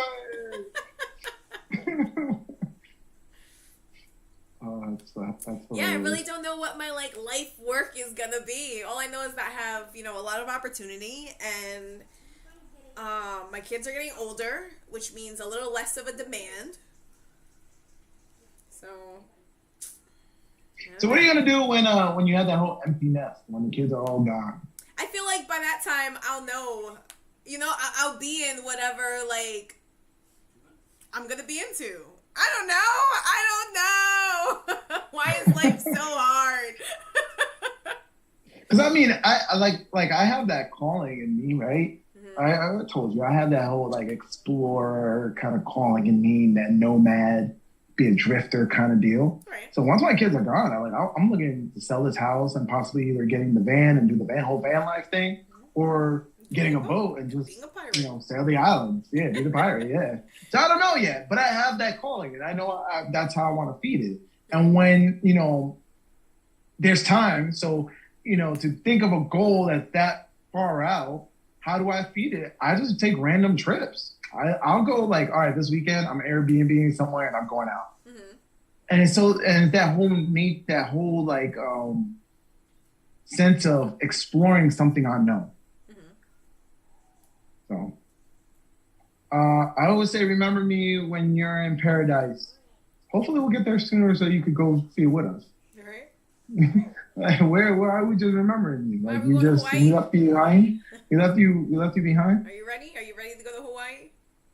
Let me know. I'll plan the trip. Hey, look at her. She's already ready to go. She's dead serious about Hawaii. That too. That's like her one go to. Like, I just want to go to Hawaii. Hey, you took Mom to Miami. She was complaining. One, she was complaining. One, two, she didn't want to fly. How do you say you want something, but then you be like complaining when you're there and you don't want to go there? It's like, I don't get it. Well, like, you just want to be teleported there and have no waves. And the water be still. No, the water in Miami was rough. It was rough. And you have to worry about riptides too. Like, Ma fell, she couldn't get back up. I couldn't help her. Yeah, so what Ma really wants is she doesn't really want Hawaii. She wants a picture of Hawaii. Get a really big picture of Hawaii and put it on her wall. So she can be there at any time and the waves are not coming knocking her over. That's hilarious. So I'm going up a few comments because I think Fuzz said he saw a movie. Which movie did Fuzz say he watched? I feel like that was a while ago. You have to go like really far up. Oh yeah. In the beginning, yeah, he said he saw Father Stew. That was what Mark Wahlberg did. That actually looked good. That was like he was a criminal. Oh, that movie actually fits with all this. Like he was a criminal, right? So he lived in the evil like all his life, and then he started towards like the later years of his life. He started feeding the good, but he was like extreme to the point where he became a follower of the church. So that's what I got from the trailer. Yeah, he was like a criminal and all this, and then he migrated over. So that's a great movie to kind of encompass, this whole topic of duality and which one do you feed. That's great. That's great. Yeah, but it sounds like he was trying to go like the opposite direction, whereas like I've just been like good, and now I'm just like I just want a little taste of danger. Right. So it's like he got tired of all the evil, like bad, and finally went extreme good, which. That's fine, but if you lived a whole lifetime of bad, to go extreme good, but now you're extreme good, right? That was your whole life. You've been living extreme good. What's going to happen in the collapse? You don't want to go extreme bad. That's all I'm saying. Like, you got to come down a little bit, feed it just a little bit, because if you crash, that's going to be bad. Oh my God. What? Like, I look at like what I have, like I have my home, I've put like a lot of like, sweat and tears into my home. And like, I just have a sense of peace at home. And I don't want to disrupt that. I like that. I like this very much. Right. You have peace. You don't want drama. Like you found your zen, but you still got a thirst in you. Yeah. And that, and in the other sense, you're, going to, Father Stu in the movie. Yeah, Father Stu was a boxer, but fell in love with a girl. Then the girl made him go to church, and then Father Stu became a priest. Oh, okay. I thought he had a criminal background, but yeah, he went to the church. He was, he was rough. Yeah, and then he ends up becoming a priest. So it's like, that's one extreme of the other spectrum, but in your end, it's like it's gonna be destructive if you don't feed that. You gotta find a healthy way to feed it. Yeah, I'm actually gonna watch. Finally, at the movies by me. Was it Everything Everywhere? That movie that finally came up. It's like an artisan movie, so it's like rare. It's a limited showing, so I'm gonna go see that. Actually, after this, it starts at 3. As soon as we get off of here, I'm jumping in my truck and heading on over. Nice. And then I'll probably go see the new Fantastic Beasts movie. Okay. Which comes out on Friday. What do you mean? It's not out yet. It's Thursday early showing. For movie buffs like me and Fuzz. You don't know nothing about that. You're not in the in crowd. You don't have the card. Me and Fuzz got it, right, Fuzz? Well, maybe I'll get an invite to that. To what? To the early showing of Fantastic Beasts. You mean tomorrow? You're gonna go see it tomorrow? Oh my God! You said you're gonna go see. You might see it today. I said maybe I'll get an invite to that, to the early showing. Oh, not for me. I'm not gonna invite you. I'm gonna go see you solo. Love you, but this is my thing. No, and then my little guy wants to go see Sonic. Yes, that was good. I liked it. No, Sonic 2. Sorry. Yeah, no, it was good. Take them ASAP. Go see that. Because that was great. The kids loved it. I enjoyed it. As growing up with Sonic, with the cartoons, it felt more like the cartoon. Okay. So like I enjoyed it. I could have, there's certain parts I would have cut out, but like it didn't really add to the story. But overall, it was a good movie. Okay. You got to see Sonic, Tails, Knuckles. I was like, yo, that's dope. Yeah. And then at the movie theater, they have kids packs that if you get the kids pack, there's a little toy of Sonic on top. So yeah, definitely do that. That'll be a fun thing to do with your youngest. Go ahead and get them the little kids pack and let them enjoy the movie. I'm gonna use your phone number for your perks. Go ahead. It gives me points. My free refills and my popcorn, all that. Yeah, and it gives me points whatever you buy. So go ahead and use it. I don't know if I have any discount dollars. I don't use your discount dollars. That's a bit much, but I definitely use your perks. Go ahead. Use it away. I'll even let you use the tickets, but they don't. They check ID. Oh Lord. Do they really? I'm going to see a Hindi movie called KFG Part 2. What's that about? That was kind of cool. I should join MMA. Hindi movie. That's what Fuzz said. I should join MMA. You were in MMA, right? Or were the boys in MMA? I did it for a little bit. It took a lot out of me. As a big boy, it was. If I would have stayed, I would have lost a lot of weight though. But it's a lot. But I think it's a battle of your body and your mind. Right. So I think it would be healthy. I would tell anybody take MMA, learn how to fight. I actually have a yoga class I'm starting. But yoga's too safe and boring. Another yoga class, which is gonna be it's actually gonna be at the cafe, the CBD cafe. So it's gonna be like like a bud kind of theme. It's like you go, you smoke something, you do some yoga poses. See, but once again, that's safe. That's not dangerous. MMA, if you do MMA, you come back and you have a big fat bruise on you. You're like, oh shit, how did I get this? Right? You can get you can get on an arm lock, and if you don't tap enough, So it's like there's some danger there, and that's what you want. That's what you're craving. Just a little. I'm trying to get my like a shot. You just want a shot. By rough-looking women, that's what in my mind. I feel like I do not fit in with that crowd. I feel like I would go in there, and I don't know. It just doesn't seem inviting. It's a lot better than having cops around. I feel like I would go in and I'm a novice, I'm inexperienced, and I feel like I get a lot of hate, and I feel like those girls are take it out on me. I'm gonna get my ass kicked 3 times a week. No, thank you. No shit, you just started, but that's called the hero's journey. You got to start somewhere, and you know what? You're gonna get shitted on. Yes. Because when they started, they got shitted on. So yes, and then eventually they'll elevate you, and then the new person coming in, you're gonna shit on them. So it's like, look, it comes full circle. Yes. I don't want to be in that circle. It's like no. KGF is about a 10-year-old boy becoming a Tony Soprano in the future. Oh, really? So that's the first one, but then KGF 2 is what, like the continuation of that story? So he actually made it, and now they're coming after him. So when you say future, is that like cyberpunk type future? Because then I'll watch something like that. Because I don't know why, but lately I've been having this real hunger to watch sci-fi stuff. Okay.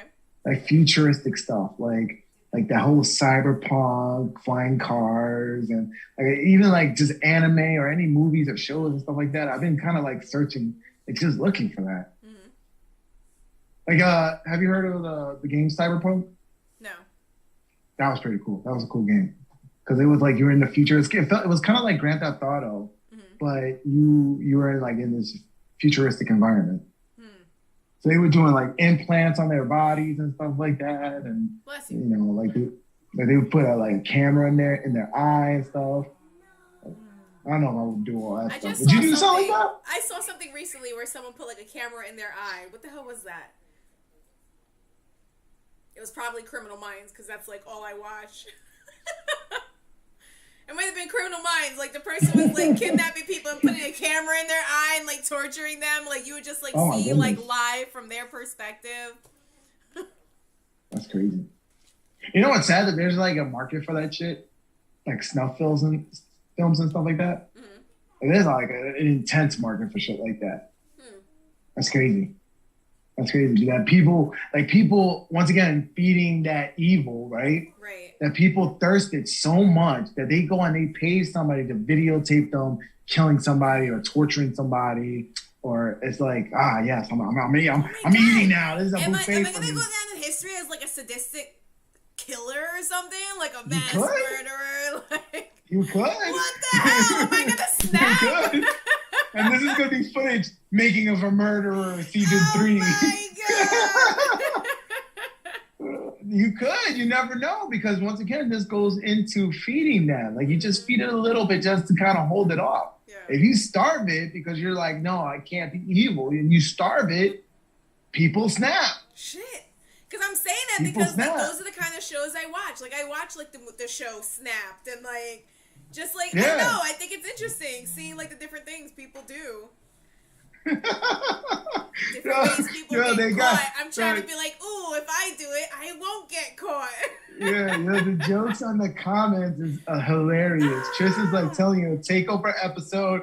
She's remodeling her 10 by 10 cell. Sibling takeover. Oh, what was it? Remodel edition. And you're just like, and we're gonna add a little feng shui over here in this corner to counterbalance the toilet in the other corner. Yo, but if you have some pull like that, then you could be remodeling yourself. Shit. I'm like, you definitely networked and know people. But see, once again, these are all the examples. These are great examples.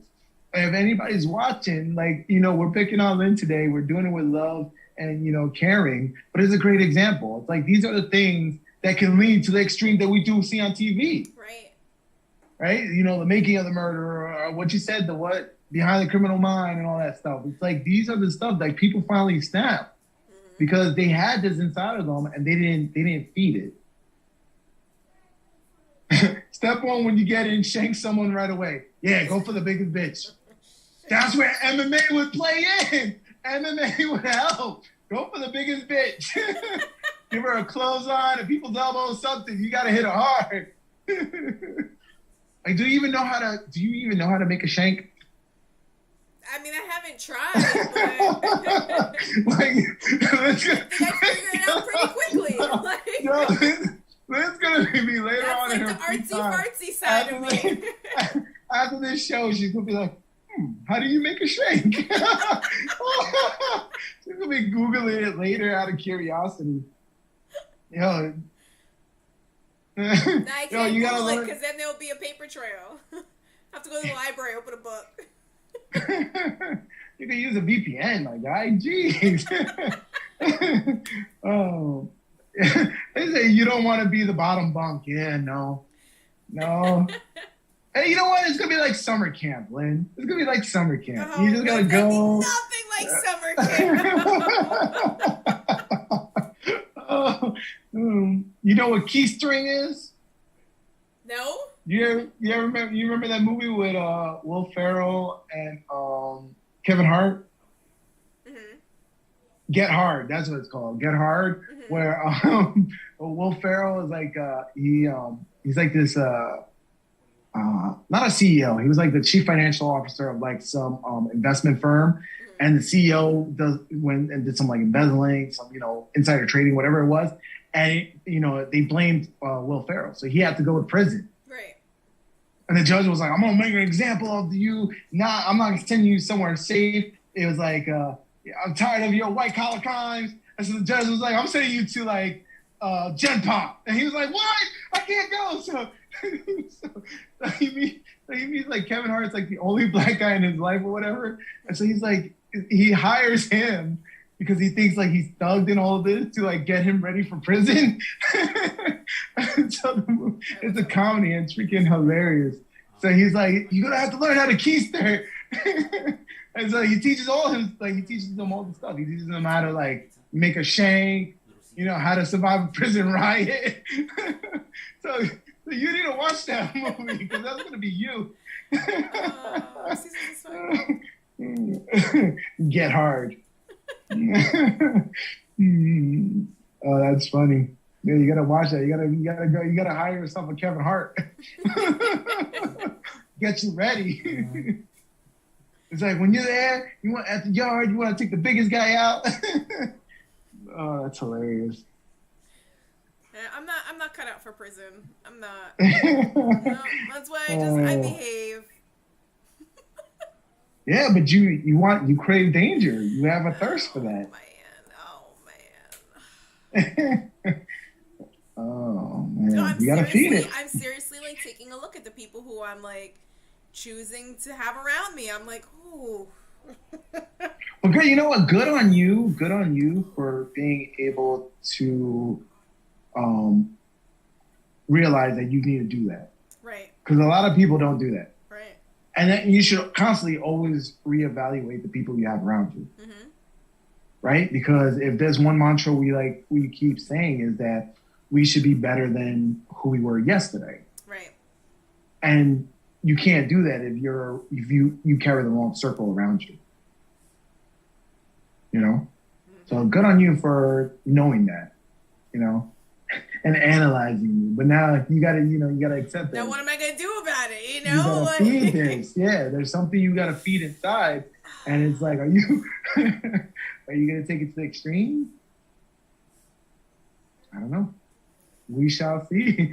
We shall see, guys. We shall see. Oh man. Then it's gonna be like GTA. She's gonna create her own criminal empire.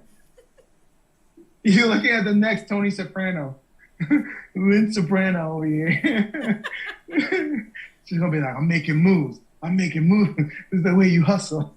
What was that movie with Denzel, American Gangster, where he was like running shit? Yeah, you're gonna be like that. I don't think I saw that one. Either one of those movies, you're gonna be like Denzel, making moves. Oh man, you got a lot. Look, you gotta start taking notes. You got a couple of movies you gotta watch.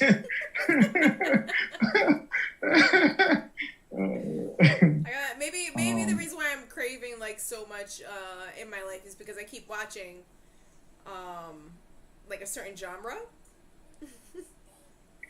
So maybe if I start watching other stuff. Oh, so you think it's a cause and effect? You think that because you're watching this, that's what the effect is? So you don't think that you're watching these shows because, like, the cause is because you're craving this? No. I'm gonna blame it on the TV. You're craving it's because evil. I played video games as a kid. You crave evil.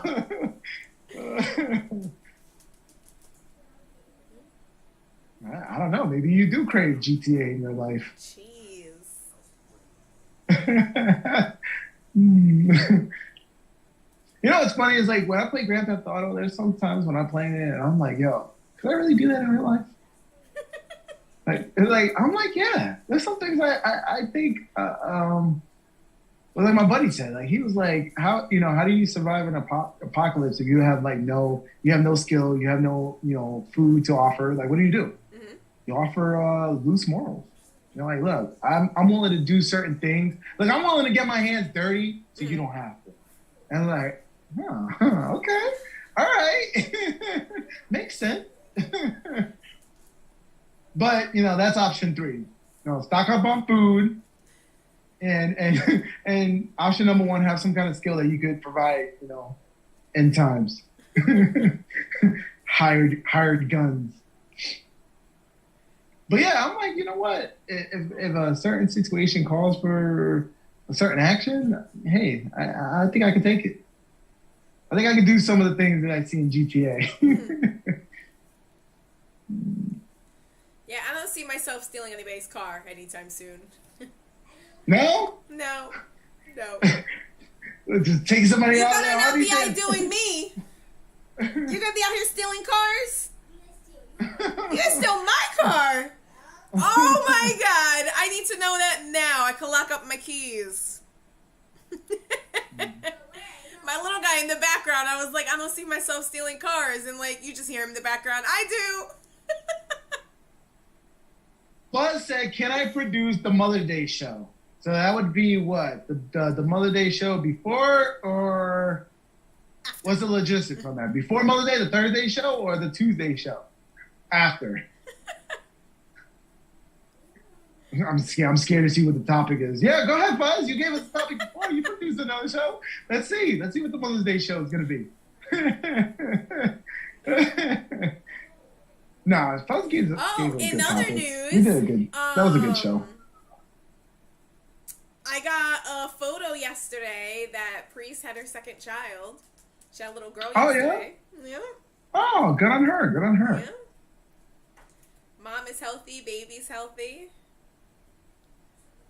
Good on her. You? She's definitely one who, I don't know, she always like disappears and then comes back. Right. Like abruptly. It's like she'll disappear, everybody's looking for her, like, oh, you know, she's to herself. And then like after a while she's like comes back. Boom, oh okay. Oh hey, how's it going? Like where were you? See, it's like so some things it's like the Thursday before Mother's Day. All right, that tag, you're it, Buzz. Shoot us an email on what the topics you want to talk about. What? The Thursday before Mother's Day, he said. Yo, Trish said they were cracking down on shoplifters. There was a case where they followed the lady and just let her do her thing, and then got her when she left. No jail time, but $100,000 fine. I believe that was wasn't that the one that you were like oh, you said your friend did that too. Yeah. So she was scanning 1, 2, skip a few. Yeah. And then they caught her up and they hit her with a crazy fine too. They hit her with a fine and she actually they arrested her. They took her straight to jail. Orange jumpsuit, that's crazy, everything. Like what? But then you hear stories like California where they were like, oh, they decriminalized any shoplifting under $1,000. Mm-hmm. So you can literally go and shoplift a TV from Best Buy. Like you can go get a shopping cart of stuff from Best Buy. As long as it's under $1,000, they ain't gonna call the police on you. Mm. So you see all these. It's funny. It's always Walgreens for whatever reason. Like you always see these videos on Twitter and YouTube. And it's always like people running into the Walgreens. They're taking packages. They just got a shopping cart and then they're walking out. That's insane. I'm like, man, this is crazy. Yeah. This is crazy. So listen. All I can say is if you guys are in, city areas, be careful. Just be very careful because it's constantly evolving, constantly changing. You guys got to adapt and overcome over there. Like, be careful. So in probably the city, it's crazy though. Like I've been in stores like on several occasions where it's even like the smaller stores on say like Fordham Road in the Bronx.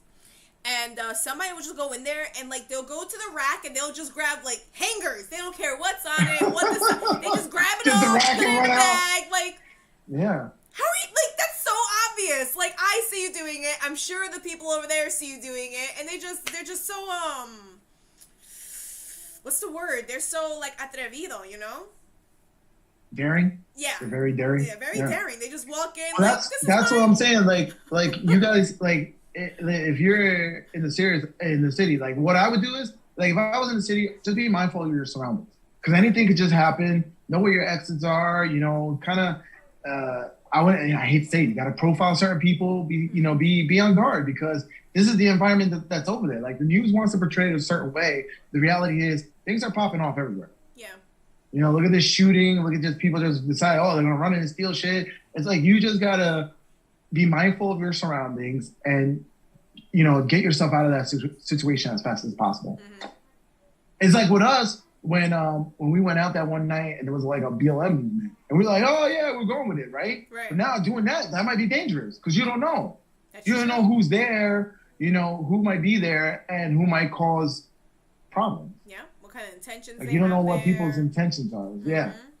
So it's the reality is like something pop off, try to, get close to the wall and see where your exits are and, make moves to get yourself to safety. Sad that I gotta say that. Really, we just had a mass shooting. In like traveling, because I'm always on the move. I'm always paying attention to my surroundings because you never know. Right. You never know who's around. You never know. And try to, I know this is like intuition and reading people, like it's a skill that you got to develop.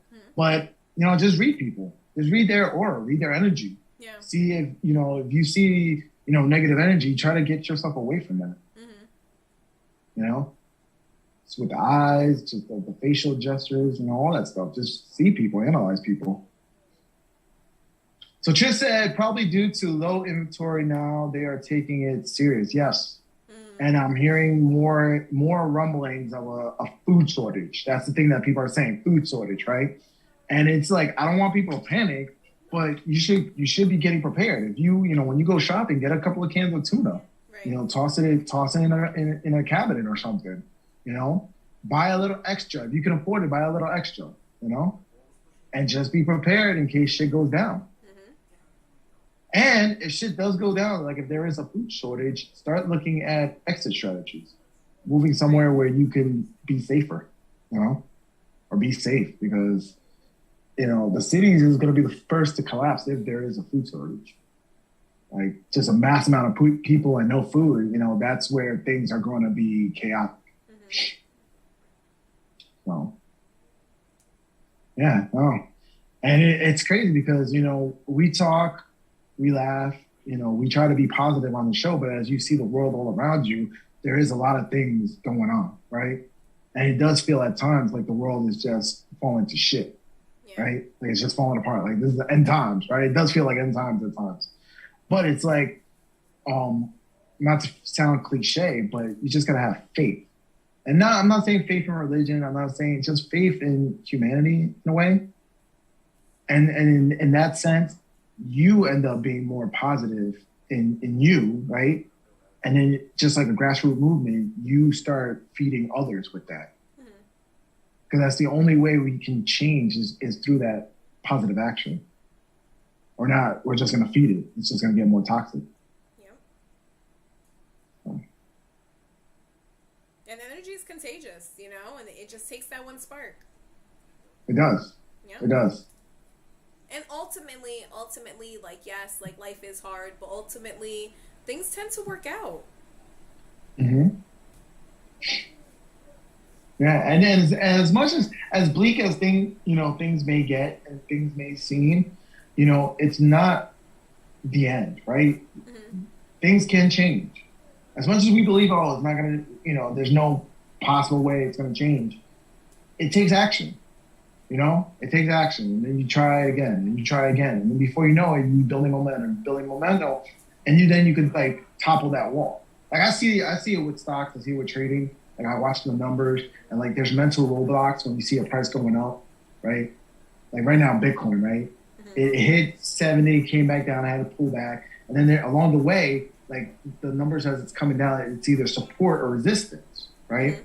So right now you see like, you know, 50K is the next like road of resistance, right? And so you'll see the price, it'll hit it, and then it'll come back down. It'll hit it, and then comes back down, right? And then before you know it, it starts building volume, and then it's like it starts going, and it'll break that. And so I'm using it as a metaphor with anything in life. When there's resistance, you just gotta build up volume. You just gotta build up momentum, and then you'll break that resistance. But you can't give up. You gotta keep trying. So it's the same concept. That's why you can't be afraid of failure either, because you know, you might not do it the first time, but keep trying. Right, keep trying. Right, get help. You know, come back with a louder voice. Build that foundation. Build people around you. Right, and then that's how we get the masses and change. You know, from that negative energy that's out there to the positive energy. Put more positive vibes. You know, change people's mindset and the way they look at life. A lot of people are looking at life like, oh, this is happening to me. But it's your life. It's your life. Like, you got to take control of that. You also have to look at some of these like setbacks as not happening to you, but happening for you. You know, it's a lesson to be learned. But change is a good thing sometimes, you know? And you have to have the mindset to accept that change and to accept that, you know, wherever you're going next is for the better. Right. And actually, it's just like we tend to be very dramatic. As humans, we're very dramatic with certain things. But you gotta just realize that was just a scenario. And that was the outcome of the scenario. And it's up to you to change the next time that scenario presents itself to change the outcome. Right. Stop making it seem like, oh my God, this is so, the world's against me, everyone's against me, it's a conspiracy. Like, it's like, why are we so dramatic? We used to talk about this a lot at Enterprise because we did like a lot of internal interviewing. And you were constantly interviewing. And, you know, like, we would just like remind ourselves, like, hey, you're going to be the exact same person after this interview as you are right now. You know, like, relax. It's not that serious. Just go in there with, you know, a positive mindset and, you know, do your best. Right. And interviews is the greatest thing because I've seen people where they wouldn't apply for a job. And I tell them, I'm like, yo, don't tell yourself no. Let them tell you no. Right. Let them tell you no. And so my one, you know, it was like years ago. So my one coworker, he was like, you know what, you're right. And so he applied. He interviewed. and it didn't go so well. So I was like, okay, what were the questions they asked? And they were like, oh, do you know this? You know this? You know this? And we're like, okay, so why don't you go and study up on that? Mm-hmm. So then he went there, and then he did it again. And then again, they were like, well, you need more experience, blah, blah, blah. So I was like, all right, so let's try this. So by the third time, he got the job, right? He got the job he wanted, came back to me, he was like, yo, thank you so much. I'm making so much more money, blah, blah, blah. I'm like, bro, you did it. I didn't do anything. I just gave you the voice of encouragement. But you did it. It's like you changed your mindset. You weren't negative. You weren't like, oh, I'm not going to get it. Well, there's no point. Mm-hmm. You took action. And you changed your mindset with a little coaching. You changed your mindset. You took action, right? And eventually you got the opportunity. Right. What the hell? More packages. It's about that time. Oh, man. Summer is coming. There was like 2 bumblebees. And they were like kind of like flying around each other, playing around. Like they both like knocked into the window like 8 times. The bugs are coming out. They're coming out. my entranceway, like I have a little bush, a little tree, bush, whatever. And the bees are just loving them because like they're all just over there. So the boys are like, well, my youngest is freaking out. The other 2 are just like, if you let them be, they'll do their thing. They'll leave you alone. But he's like freaking out. I'm like, just run. He runs all hysterical. I'm like, what are you doing? And then inside my house, I have like an infestation of like ladybugs. Oh, like everywhere. Oh, jeez. Which is like the funniest thing because they don't do anything. Right. Everybody's like, oh, it's good luck. And I'm like, they really don't bother me. Like they'll just fly to the TV or something like that. Like they're just like they're not gonna bite me. They're not gonna. I don't think they're destructive. Let me know if they're destructive or not. But in the comments down below. But they're like moths. They're gonna eat through your clothes. Yeah, for real.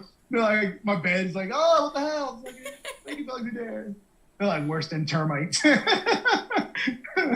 Yes, I got them all over the place. I'm like, oh, all right, ladybugs. Dad, no, like somebody told me that a cardinal, because I told you I always have a cardinal that just keeps banging on my window. Mm-hmm. And so I looked it up, and they were like, oh, that's because he sees his reflection, and so he's very protective of the nest that's around. So he'll go at his reflection, thinking that it's another bird. So he's always banging himself on the window, and I'm like, yo, he's gonna end up killing himself. And he's like, yo, like early in the morning, sun's coming up, bang, bang, bang, bang. Your windows are too clean. There's some mud. Yeah, so, but people tell me like all the time, like that's like a sign, or like it's like angels or something that's talking to me. Like the cardinals come to the window. Yeah. Okay. So I'm like, oh, got them all around the house here. That's awesome though, that you have a few different signs. Yeah. A few different reminders. Yeah, my one buddy at work, he was like, when that happens, when the cardinal's like banging on the window. Take a second and think about what like you were just feeling or what you were thinking. Because he could either be like a way of like saying you're on the right course. It's kind of like when you see the numbers, you look at the numbers and you're like, oh, okay, yeah. Yeah, could be you're on the right course, or it could be you need a reset. You need a quick like, oh wait. Stop thinking about that. Yeah, something like that. Yeah. Pretty cool. Yeah. Sorry, I got a notification. I've started getting stink bugs in the house. So what kind of omen is that? Your life stinks. And what the hell are even stink bugs? Like I feel like there were no stink bugs when we were kids. What the hell are these new bugs that are like getting into the house all the time now? No, I think there were. They were just not around us, I guess. I don't know. Maybe there's like an increase in them now, because I don't remember these as kids. Oh, but that was kind of cool. Last summer, I had a lot of praying mantis around my house. They weren't getting in the house, but they were outside. Yeah. So maybe that's something I'll see this summer too. You know what? I noticed that you had, and I don't know if it was just that one time that we were just out in the backyard just having a good time. You had dragonflies. And people say that dragonflies are like a good omen too. Okay. Yeah. Good. I forgot what dragonflies represent. But it's like all different. There's like a different way of the universe talking to you, nature talking to you. Yeah. My daughter is like definitely afraid of dragonflies. Really? Yeah. She's like, why? Well, There's there was huge. a story like so we were driving on the highway, all the windows open and stuff, and she was young. She was still like in a car seat, and a dragonfly flew in through the window, and like her aunt freaked out, and then she freaked out because the adults around her were freaking out. So she had a bad experience with a dragonfly. But you said she was still in a car seat. She was young. She was young. I don't Yeah. think she remembers that. I don't think she remembered that. I think she knows the story now because you keep talking about it. Right. But no, she like gets hesitant when like things like fly at her, which everyone does, but she gets a little extra. Do you recall when we were watching that scary movie and Lex was in his high chair? Yes. And you're like, he's a baby. He doesn't know nothing about fear. Yeah, he doesn't understand fear, and then that crazy part, the scary part in the movie happened. He freaked out. It's like, hey, he has instincts, though. You know, he still has instincts. Something pops up, it's gonna scare him. Oh, that's hilarious. My youngest was asking me earlier in the car what my favorite like genre of movies is, and like he loves scary movies. You know, like he's 7 and he likes like that jump scare.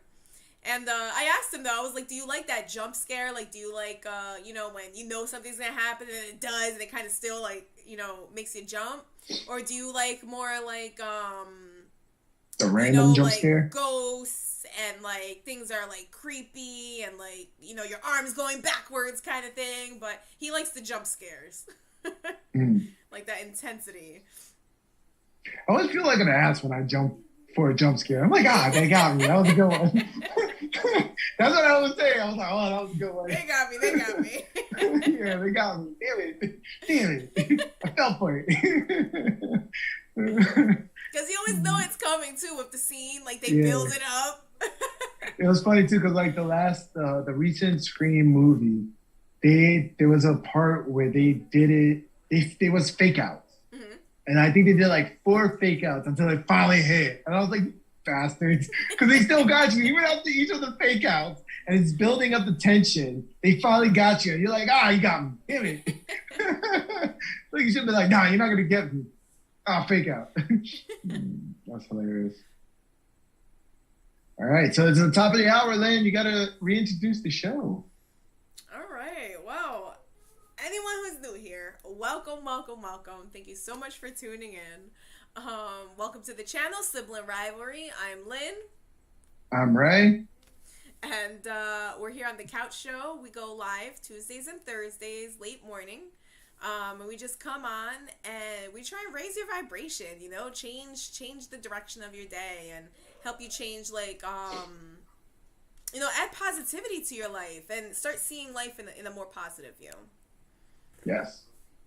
Yeah, if you haven't already, go ahead and subscribe, hit the bell, make sure you don't miss anything. And if you want, comment down below, add to the conversation. We're here to talk about anything. You know what, Lynn? We're gonna talk about how do we get the hotline. We're gonna have people calling in. Yeah. I think that'd be kind of cool. I wanna have a conversation with Tris. I wanna have a conversation with Fuzz. You know, and new people just calling in, have the number down below, and then have people call in. Yeah. Like we gotta figure that out. And maybe do like an advice show. And it's not just advice from us, but like you could just, you know, just put it out there and then somebody, because I've seen shows like that where there'll be somebody who's going through a problem, right? Mm-hmm. And then like 2 calls later, somebody will come on and they'll be like, hey, for the guy, you know, 2 calls back who was talking about this problem, mm-hmm. Hey, this is what you should do. And they'll offer a solution.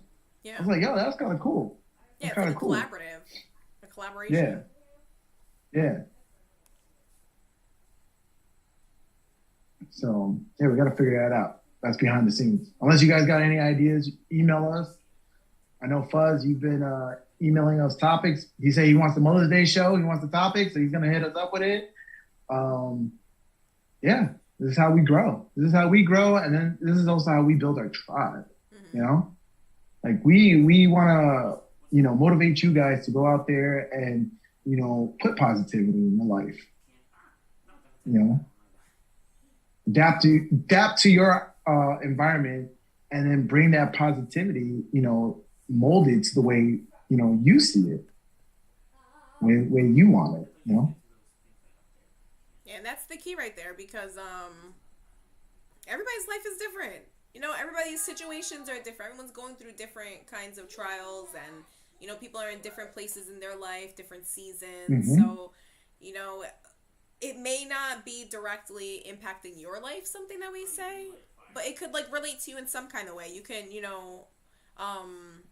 just find that connection somewhere.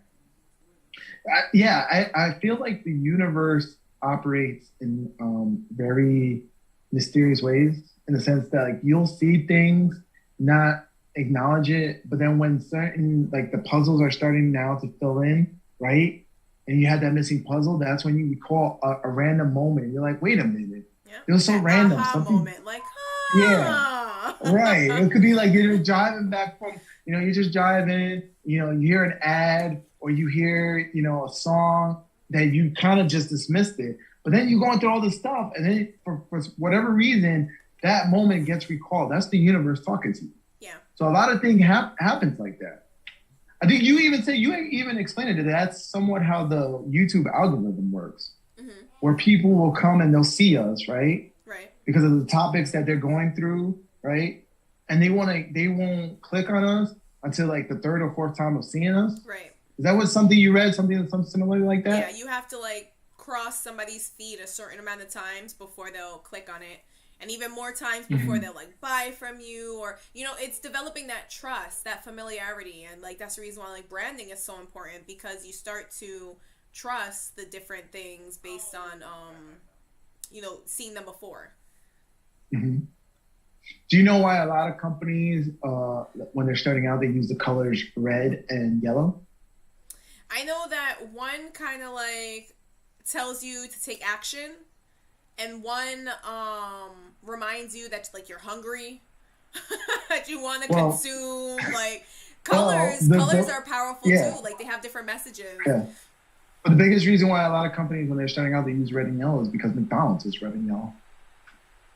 Right, but McDonald's uses red and yellow because I think yellow reminds you that you're hungry, and red tells you to take action or something. But that's one of the most prominent. So when you see that, it's oh, they see that, they see success, right? And it's familiar. Right, it's familiar, yeah. Yeah. But it's you just gotta. Amazing. I have. What are you eating over there? I've had these in other flavors. They're little wafers. These ones have lemon, and they're amazing. Yeah, the only thing I ate this morning was my chili. I'm so heartbroken. You don't even want to try my chili, man. I'm really trying to get good chili. I told you I'll try your chili. I just don't think I'm the best one. You're I'm not a foo-foo. I'm not a foodie. I'm not a foodie. Yeah, I'm just going to be no, it's edible or nah. Add this, do that. I don't know. For some reason, I wanted a really good chili recipe.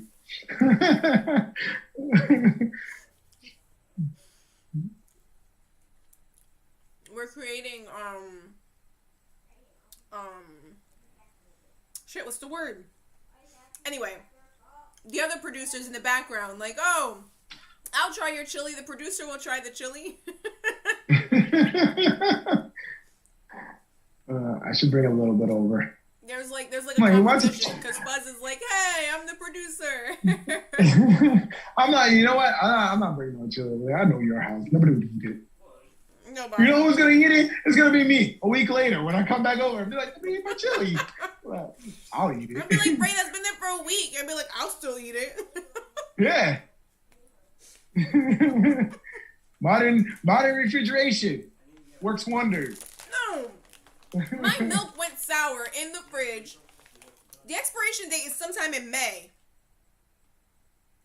And I opened it up Your almond milk? Monday. I opened it probably Monday. And I was just oh, this is funny. But I smelled it this morning and I'm no, I'm pouring out this entire gallon of milk.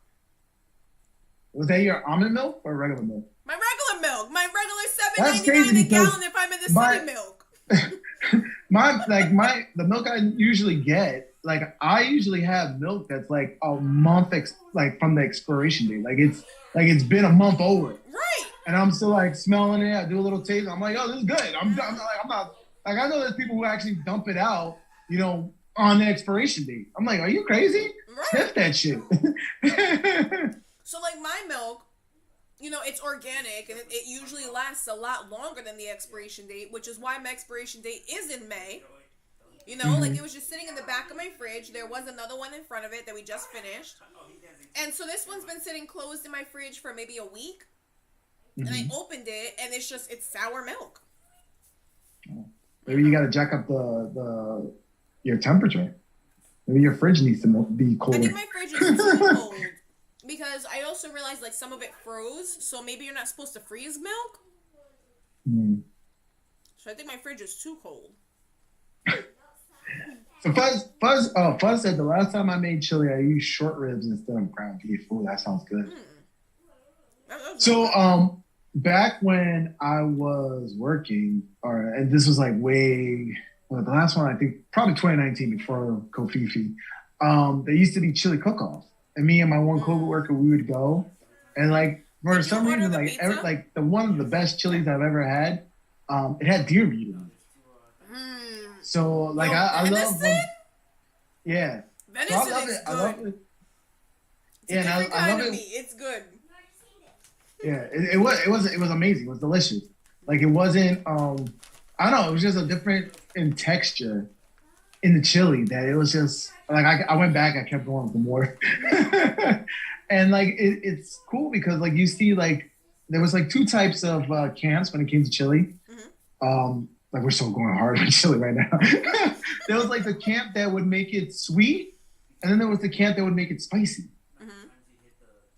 And then if you could manage to make it spicy and sweet, oh man, it was dope. It was dope. So yeah, I don't know why. I'm like I kind of like I want to get a good chili recipe. Like I want to pass that down. You know, when everybody's like, "Oh man, Grandpa's chili." Right. It's like you gotta start there somewhere, right? Oh, so it's so funny that you're thinking that. So I was thinking that recently too, and what I decided is I actually bought all the ingredients so I could make it this weekend. So I want to make like the gyro meat. So what you do is like you put it on like either a potato or like an onion as a base, and you just kind of like stack the chicken on like the stick, and you when you bake it, it's just like the tall like chicken, and then you like cut it and everything. So I'm gonna try that. Slice it up. Yeah, there's like a whole recipe for like the sauce that you the marinade that you make, and like let it sit for a few hours.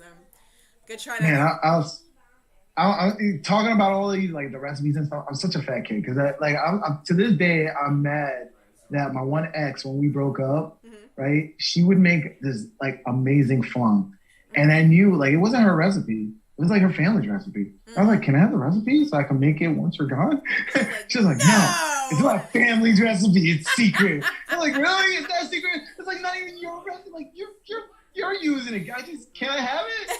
I'm like, can you give it to my sister at least? If you hate me, give it to my sister. She was like, no. I was like, oh, man. That's so funny. Yeah. Miles said, Ray, people in the Bronx are not wearing their mask anymore. Did you talk with them? LOL. I was like, Mom, I wish I talked to them because that means our numbers are going up and we're on the right path.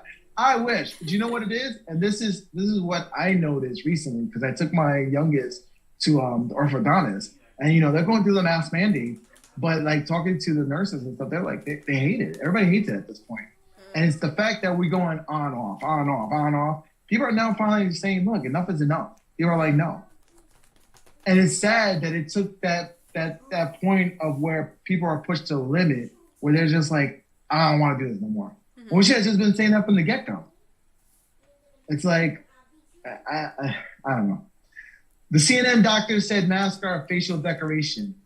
Actually, there's what was I looking up? So the mask is technically experimental medication. You don't have to do it. Like you can fight it. Legally, you can fight it because it's experimental. So when people are like, oh, you got to wear a mask, you're like, no, I want to opt out. There is a way to opt out. You just got to know how to challenge that. You know? But I said I got a secret spice in my chili. It's cinnamon and star. See, I want to experiment with things like that. So that's like I think that's why I'm like doing like I'm getting called to chili because when I do it like right now, I'm doing it in my slow cooker and it's just like basic ingredients, right? Right. And I'm putting the sazon and adobo in there, like the good Hispanic I am, right? Mm-hmm. But then I'm like, as I taste it, and I'm like, I want to like, because people who make really good chili, they got a sense of like, they can say, yeah, I taste cinnamon in there. I taste chili. Oh, you put that. Oh, you use canned tomatoes. Like people could taste that shit. It's like people with wine that they sip and they taste and they're like, oh, the barrel and all. Like I want to be able to do shit like that. I don't know. Like it's like as a human, I want to I want to hone in on those senses, right? Like I don't know. It's just something about it. It's the chili that really gets you to do it. That's hilarious. Like I had an ex like that. And like he would always talk about like canned tomatoes. Yes. And that's who I thought of when you were like, "Oh, I need you to taste my chili," because I don't taste none of that shit. It's either right. Good I don't taste or it not either. edible. I don't either. But that's because our taste buds and our senses, we haven't grown it. Right. But like these Michelin star chefs, like they could taste the metal. They could taste the on the tomato, right? Yep. And so that's why it's canned. They're like, oh, you cheated. Mm-hmm. So it's like that's like I eventually like I see the way I make it now, and I'm like I'm gonna elevate my game, Like I want to be able to taste the difference. I don't think I'm ever gonna taste the difference. Like I made the 2 different chilies for the Halloween party, and like those chilies were pretty good, but I don't know the difference. It's just freaking chili. Like I just followed the recipe. I threw it in the crock pot. What were they? But it was a hit. The one kind of chili. No, I'm just like, messing with everybody was everybody liked the chicken one. I was like, oh. Yeah, the chicken one went out. The chicken one went out quickly. Mm-hmm. And that one, I don't know if it was because it was chicken and you flavored it good, or it was just that's how chicken is. Chicken tends to take flavor better, right? Yeah. But yeah, so you're right. The chicken one was the popular one. So it's like we're going so deep with chili, man. I'm gonna go have some more though. I like it. But I want to balance it so it's sweet and spicy at the same time. Mm-hmm. Like I want to find that magic. The family recipe. I love it. Yeah. Yeah. Well, once you've perfected it, let me know. No, you can't have it.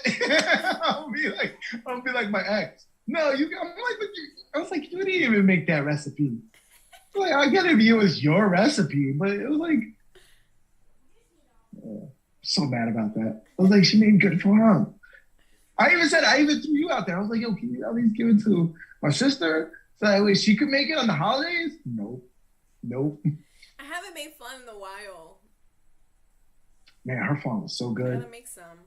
I have to teach my daughter how to make it, and then just let her make it all the time. Yeah. I don't know what she like. If she added like vanilla or something, I don't know. That shit was like ice cream. It was so magical. Just eating it. It was so good. To this day, I haven't found it again. That'll be fun. We'll have like people. The 1 year I made flan, I did really well. Like, I feel like I was putting them in little containers. People thought they were store-bought. Like, they were unbroken. They were perfect. I was like, wow, this is amazing.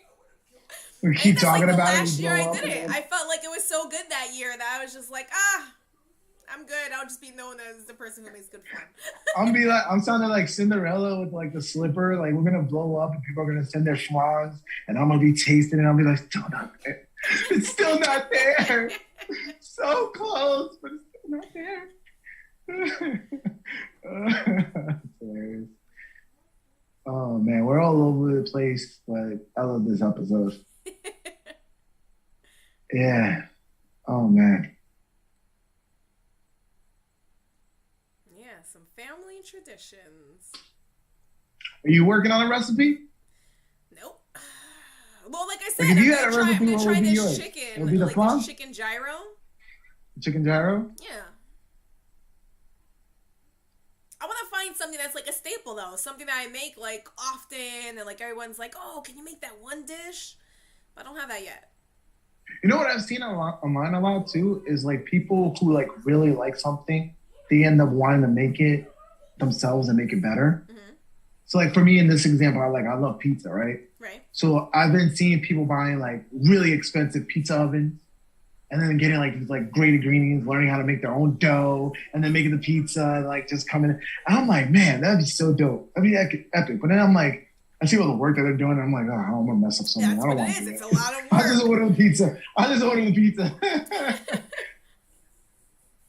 But then there's like shows. There's like shows on like was it like Discovery or whatever the shows, like the Food Channel and all that, where it's like gourmet pizza. There's people like going in, they're like pizza cook-offs and all that. It's like people really go OD with it. And it's like cool in a cool way because it's like, you know, once again, they're fine-tuning that sense of taste, right? And they're just finding that magic where it's like an explosion of all these ingredients and that makes it, you know, taste like epic. Shh, you guys are too loud. My recipe would be cornbread and pizza? Or that back in the chili? Oh, no, your family recipe would be cornbread. So you make some banging cornbread? See, cornbread is good. You see, I don't have a go-to dish. Like, if I get invited to, say, like a potluck, I don't have a go-to dish. Like, what am I bringing? I don't know. What do you need me to bring? Cornbread, make some rice? Like, cornbread recipes, that's another thing that they take it to like another limit too, because it's like there's like really sweet cornbread that could be like a dessert, but then there's like that like salty cornbread that you eat to like balance off, you know, when you're having sweet barbecue. So like you're eating it almost with your like your barbecue, like so you have sweet barbecue ribs, right, and then you eat that like salty cornbread, and then you can eat like the sweet cornbread for like dessert or something like that. So that's like another thing where people go crazy with. I've seen recipes where people do like garlic. They go crazy with their cornbread. So remember that one place by you that had the mac and cheese place? Yeah. I mean, everyone was talking about it, like how everyone they would like, always be mac experimenting with the mac and cheese. Mac and cheese. Yeah. Yeah. Well, I saw that when I went to Comic-Con. Like there's food vans and there's like foodie food vans that would offer that mac and cheese, and they would be charging like $20 a bowl. I'm like, that's crazy. Mac and cheese. Yeah, people go crazy for mac and cheese. So, fun fact: I don't like mac and cheese, and that always blows everyone's mind. Like it comes up randomly at like a dinner. Everybody's like, "You don't like mac and cheese?" I just is that because you never had like the gourmet style mac and cheese? No. So as a kid, I didn't enjoy mac and cheese, and as an adult, I'm just like, I still have like that mindset around it from being a kid and not liking it. So as an adult, I'm just like, I'll pass. Cause like I don't like the kids love that box shit, and I don't touch it. I made them. So as I was making the chili yesterday, right? I grounded off some beef, and then I seasoned it, and then I made them the box mac and cheese. I put the beef in there, and then I fed it to them, and they loved it. I didn't touch it. I just tasted it a little bit. I was like, Hungry helper? Yeah, hungry helper kind of deal, yeah. So, and they loved it. But like with me, when it comes to mac and cheese, there has to be some gourmet stuff. Like it has to be like at a restaurant and like cheese, good. Like with the crust on top. Yeah, with the garlic or something on it that's like you eat it. It's like, okay, this tastes good.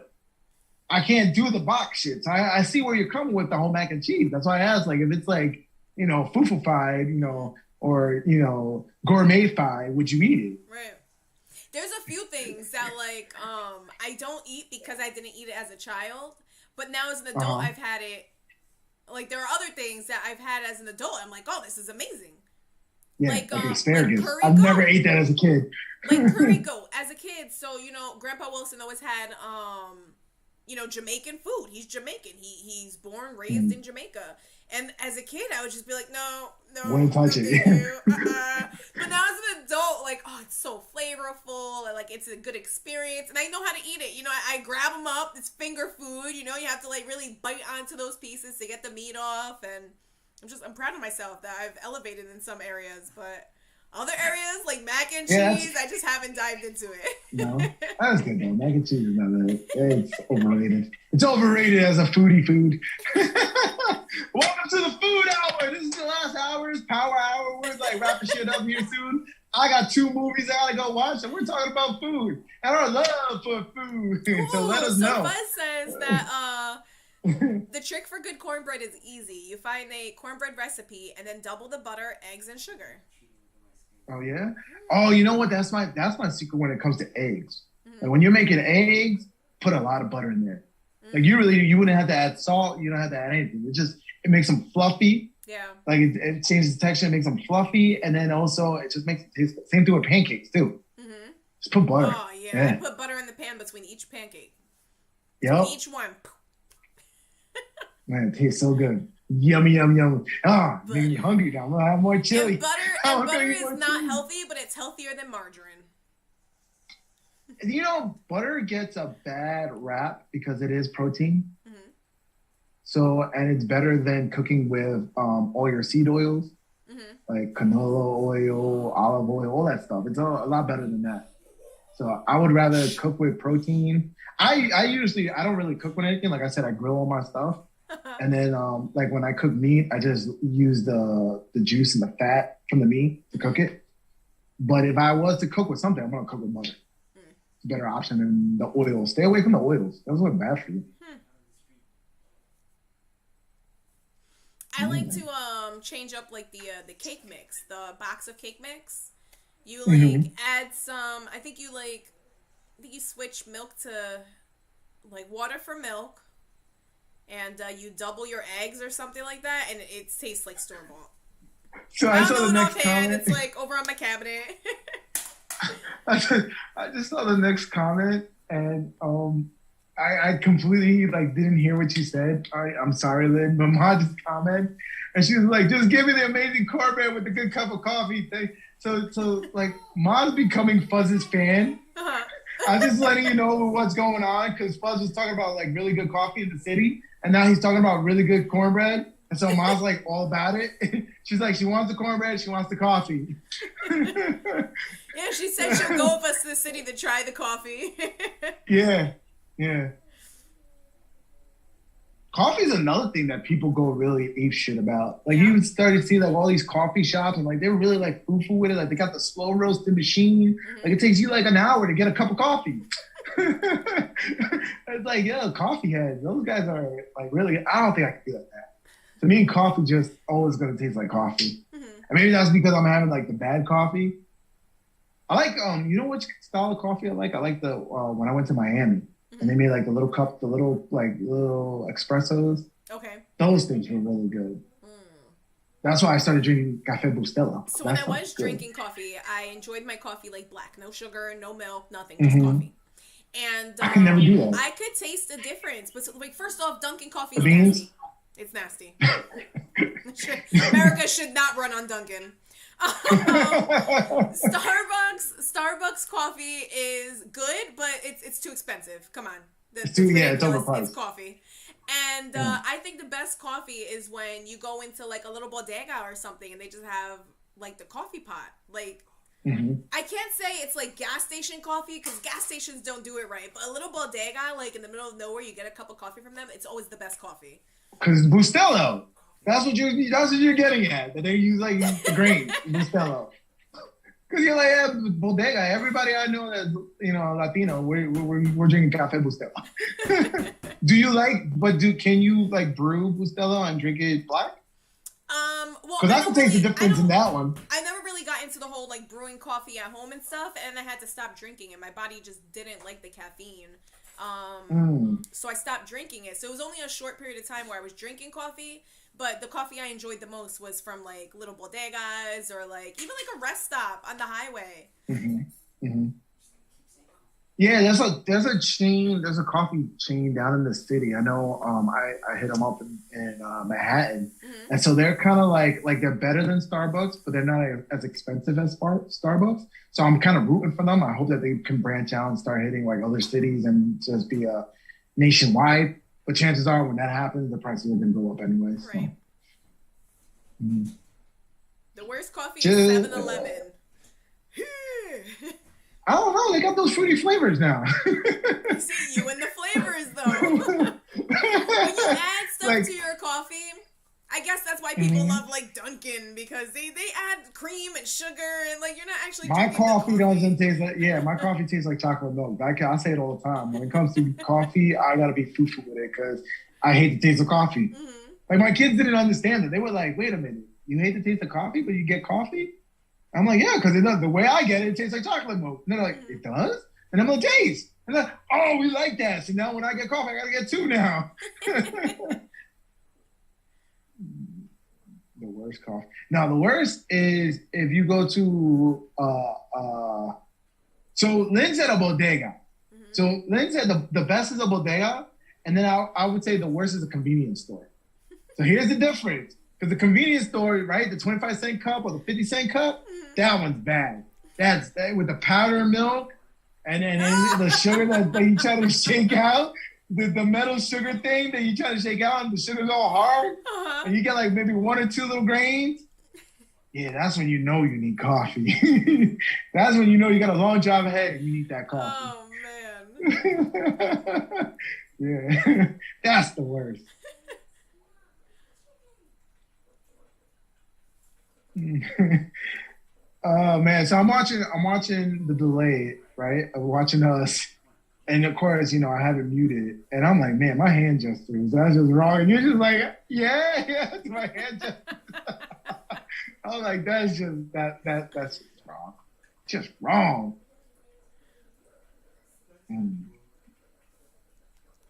I kind of want you to like repeat the gesture so I can like tell what's going on. You have to look at the delay. You gotta go back like 10 seconds to look at the delay. This is hilarious. Take a moment so everybody can look at my gestures. It's hilarious.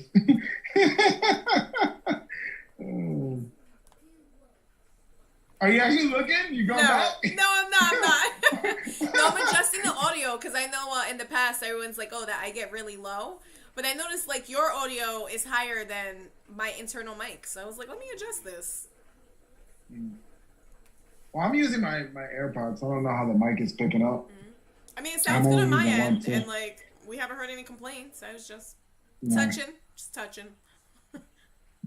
Oh my God. So I went into a store yesterday and I have Rico with me. I have my youngest with me and I had my girlfriend's kids with me. And her kids, like, ran in ahead of me. Like, I was still, like, talking to their mom.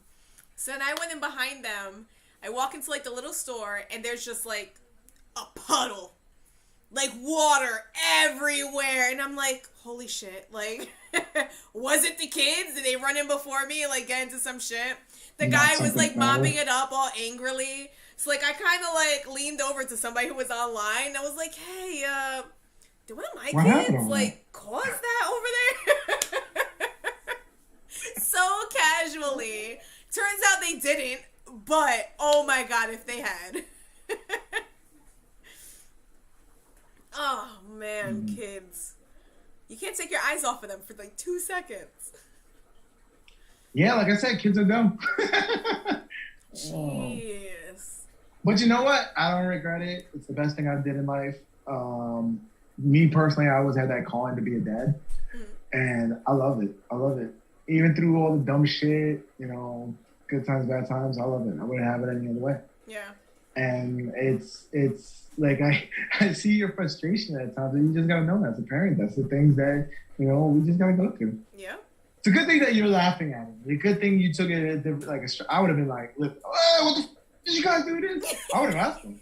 I would have went up to them and I'm like, did you guys do this? And they're like, don't lie to me. But again, it's like, it's a new friendship. Like, I have new friends around me. So, like, these are new kids. And I'm like, oh my God, did these kids do this? Like, I got the vibe. First off, they gave me the vibe that they are capable of doing something like that for me to walk into the store and be like, oh crap, like, this might have been them. You know, that it's funny because that same, like, people are like, oh, you know, I hate, what is it? I love my kids. I hate everybody else's kids kind of deal. It's like, I totally feel that way. And then I kind of wonder, I'm like, but is my kids the one? Like, I try to look at the outside in it. I'm like, is my kids like, okay, they're good with me, but like, they're with somebody else. Oh, my kid's bad? I'm like, oh, I don't know. No way. No, so they say, like, kids, at least well-behaved kids, are good with you, and they're great when they're away from you. Oh, like, they behave better when you're not around. And that gives me so much hope. Yeah, I hope so. Gives me I hope so they much carry hope. Like, themselves oh, so they're a actually little bit hearing better. me. Yeah. Buzz said, I was so bad. My parents sent away to military school. Their Ooh. kids are fine. I was the devil. Oof. Yeah, I think Fuzz, it sounds like you've always played with the dark side. Like it seems like you're tuned to the dark side. It's like you gotta come more to the middle. You gotta come to the middle. There you go. Hey, Rico! It's my Rico. My little meatball. He doesn't like that. I was like, what? You look like a little meatball ever since you were little. You're a meatball. Yeah. Calls me meatball. That's so funny. Then I call him and he answers it. And I'm like, oh, you answered to it. And everybody starts laughing.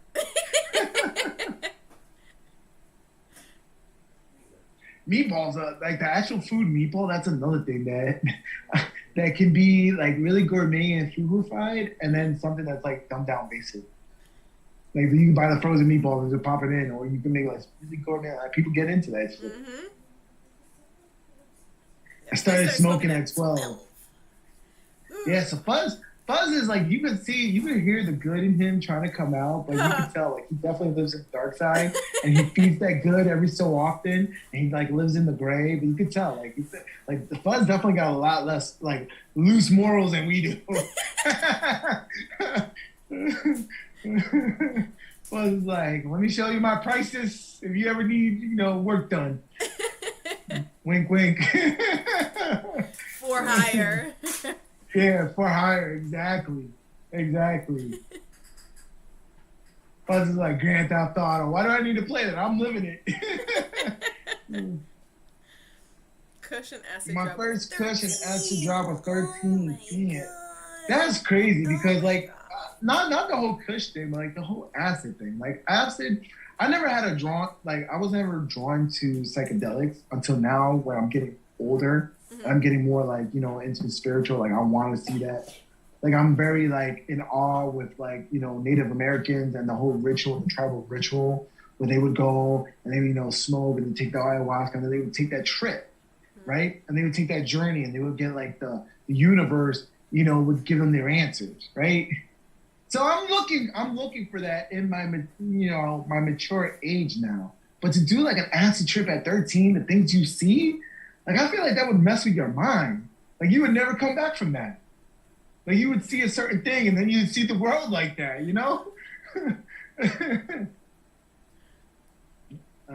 Yeah, I don't know, Fuzz. Like, do you feel like that changed your perspective in life? Like, are we all cartoon characters right now? Like, you never got to see it like normal again? Or what our vision and what we the consensus of normal, You also have I think your mind went straight to like a heavy, like crazy trip. Like we don't know. Maybe it was like, didn't really feel that. That is true. Like maybe he was microdosing or something. He just felt it. Yeah. Like he did it, but he didn't really do it. Things, yeah. Like he really went in and he saw some crazy shit. Like, did you come out of that rabbit hole? Or are you still seeing everything like that? Are you seeing the lizard people? Let us know. Rumor has it they're out there. Shit, we see the lizard people. Yeah, I know.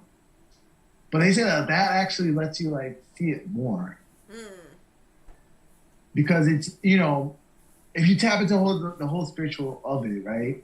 Like when you do that, it opens up the doors. So, angels and demons. Let's just summarize it, right? Angels and demons, right? So like it opens the doors to that negative energy, that negativity. When you do things like that, if you're not ready for it, like you see things like that negativity comes in instead of that positive energy. Mm-hmm. Right? So it wasn't guardian angel talking to Fuzz. It was there was demons coming at him. Right. Because he wasn't ready for that, right? So is that maybe why he lives in that negative side and that negative energy? Well, no, because he said he cleaned up at 15, started taking school seriously. So it was just a season in his life. A rebel phase? Okay, yeah. Good. Because I'm like, man, when you do stuff at that young of an age and you're not ready for it, you never know it can the take outcome. its toll. Yeah. Yeah, it can take its toll, So, good on you, Fuzz. Good on you. Good on you for getting cleaned up. A lot of people can't do that. And then once again, that goes with dealing with duality. You know, I've been around people who, you know, they self-medicate because of the pain they have, and they don't know how to address that. They don't know how to address that pain. They don't know how to address that energy that's inside of them. Mm-hmm. And so you see a lot of people, you know, I've had coworkers who passed away, and people are like, oh, they didn't even know that he was a functioning addict. You know, that's the terminology, a functioning addict. Yeah. Where they can be high as fuck and still operating, doing the day-to-day and all that stuff. Mm-hmm. And, you know, unfortunately, you know, the last thing he did was something, when it really got bad, that's when he had acted, you know, erratic and random. So they were like, you know, at his wake, we were there, we were talking about it. And, you know, his current manager at the time, he was like, yeah, he took some time off, and, you know, he went leave without pay. And he's like, oh, I got to do this. He told me he was, you know, backpacking or something like that. Mm-hmm. And so then, like, that's how it got bad. It got bad. Wow. And so, you know, it's stories like Fuzz, where he's like, you know, I was able to get clean and turn my life around. That motivates me, because that makes me believe in, you know, human redemption. Mm-hmm. You know, and it's not just human redemption in society's sake. It's just redemption for the self. You know, your soul. Like, you know, unfortunately, my coworker, he was overwhelmed by his addiction, and it took his life. You know, and that's heartbreaking to hear, because it's like whatever demons he had inside him, he couldn't find balance in that. You know, he couldn't fight those demons. It took over. Lynn, remember? Mom said, Lynn, remember the meatball story when the little guy said to Meatball's house? Yeah. Yeah, we were in the car. He was real young, and he already started correlating you with Meatball, you know, like with his basic speech that he had at the time. And yeah, he just said, he was like, we're going to Theo Meatball's house. I love it, because he was just so defiant with me calling him Meatball. He's like, I'm not Meatball, you're Meatball. You're Meatball, yeah. Yeah, and so it's just it's awesome to see how, even at the young age, he was like, no, I'm not gonna be labeled this. Yeah. You're not gonna give me this. He's gonna be one of my hand crew when I get my pirate ship. He already said he's gonna be a pirate. He already have at 7. He's like, look, I'm gonna be a pirate. That's hilarious. All right, so I'm actually gonna wrap it up. We're gonna wrap up early. I was gonna say that. If you have anything else that you want to talk about, because I'm gonna go get ready, and then I'm gonna make my way out to go watch my movies. Yeah, no, that's it. Yes. As an introvert, though, my movies are the conversation that needed to happen today. Rejuvenating. Yes. You gotta get a lot of reflecting to do on your part. That's good, though. That's good. That's how, you know, we're seeing growth in action. This is exactly what we're talking about. You know. It's cool. Cool beans. Guys. Well, thank you for tuning in. Thank you so much for chilling with us, hanging with us the last 2-3 hours, and just coming back for more. I love that everyone's in the comments, just, you know, keeping at it and keeping us engaged. They're staying engaged, and, you know, we're all picking up those positive vibes and just living life. It's amazing. Right. And also, like, understand that you guys are providing your time. You're watching our show. This is your show. So let us know what you guys want to talk about. Mm-hmm. Comment down below, you know, leave a comment and let us know, hey, this is the topic you guys should talk about. You know? And then feed us some of the information. Like, if you know it more than us, you know, let us know. Yeah. All right, guys. Well, have a great weekend. Going into the weekend. It feels so weird that we're going into the weekend. Have a great weekend. And it's getting warm. It's getting warm. We're going outside more. I got a road trip coming soon. Mm-hmm. So I'm excited. But also pay attention to the weather. Like, still check your app, because the weather's going to drop in a few days. Like, there's another one of those, like, spring little, Fake-outs? Yeah, you know, it kind of, like, it teases us a little bit. Like, ooh, enjoy the sunshine. Psych, not yet. I don't like the fake-outs. I want to be accustomed. I'm like, look, I'm ready. Just give me the good time. I'm so happy it's finally outdoor weather. Like, I was outside. I was laying in my hammock, just soaking up the sun, had the nice breeze. It was nice. Yeah. Ready to hit the road. Telling you, I got that gypsy soul in me. I'm ready to hit the road. You got that gypsy soul too, but you're very poo-poo with it. You can't go camping. You got to go glamping. You got to fly. You got to have 5 stars. You can't do 4. I mean, 4.5. 4.5. You can't even go down 3-2. You can't rough it at times. I can rough it if I need to. I just choose not to. So, you know how earlier you were like, hey, you know, you can go hood and you go 0 to 100. I could do that, but I can only do it when it benefits me.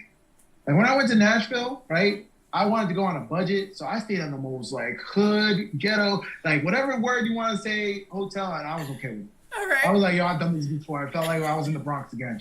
And I was like, yo, hey, how you doing? Whatever, it's cool. And then like I just did it in my benefit. Mm-hmm. Like I don't need to go get loud and all this stuff like people do to like, I don't know, prove themselves or prove their ego. Because that's how you end up in jail. All right, guys. Well, take care.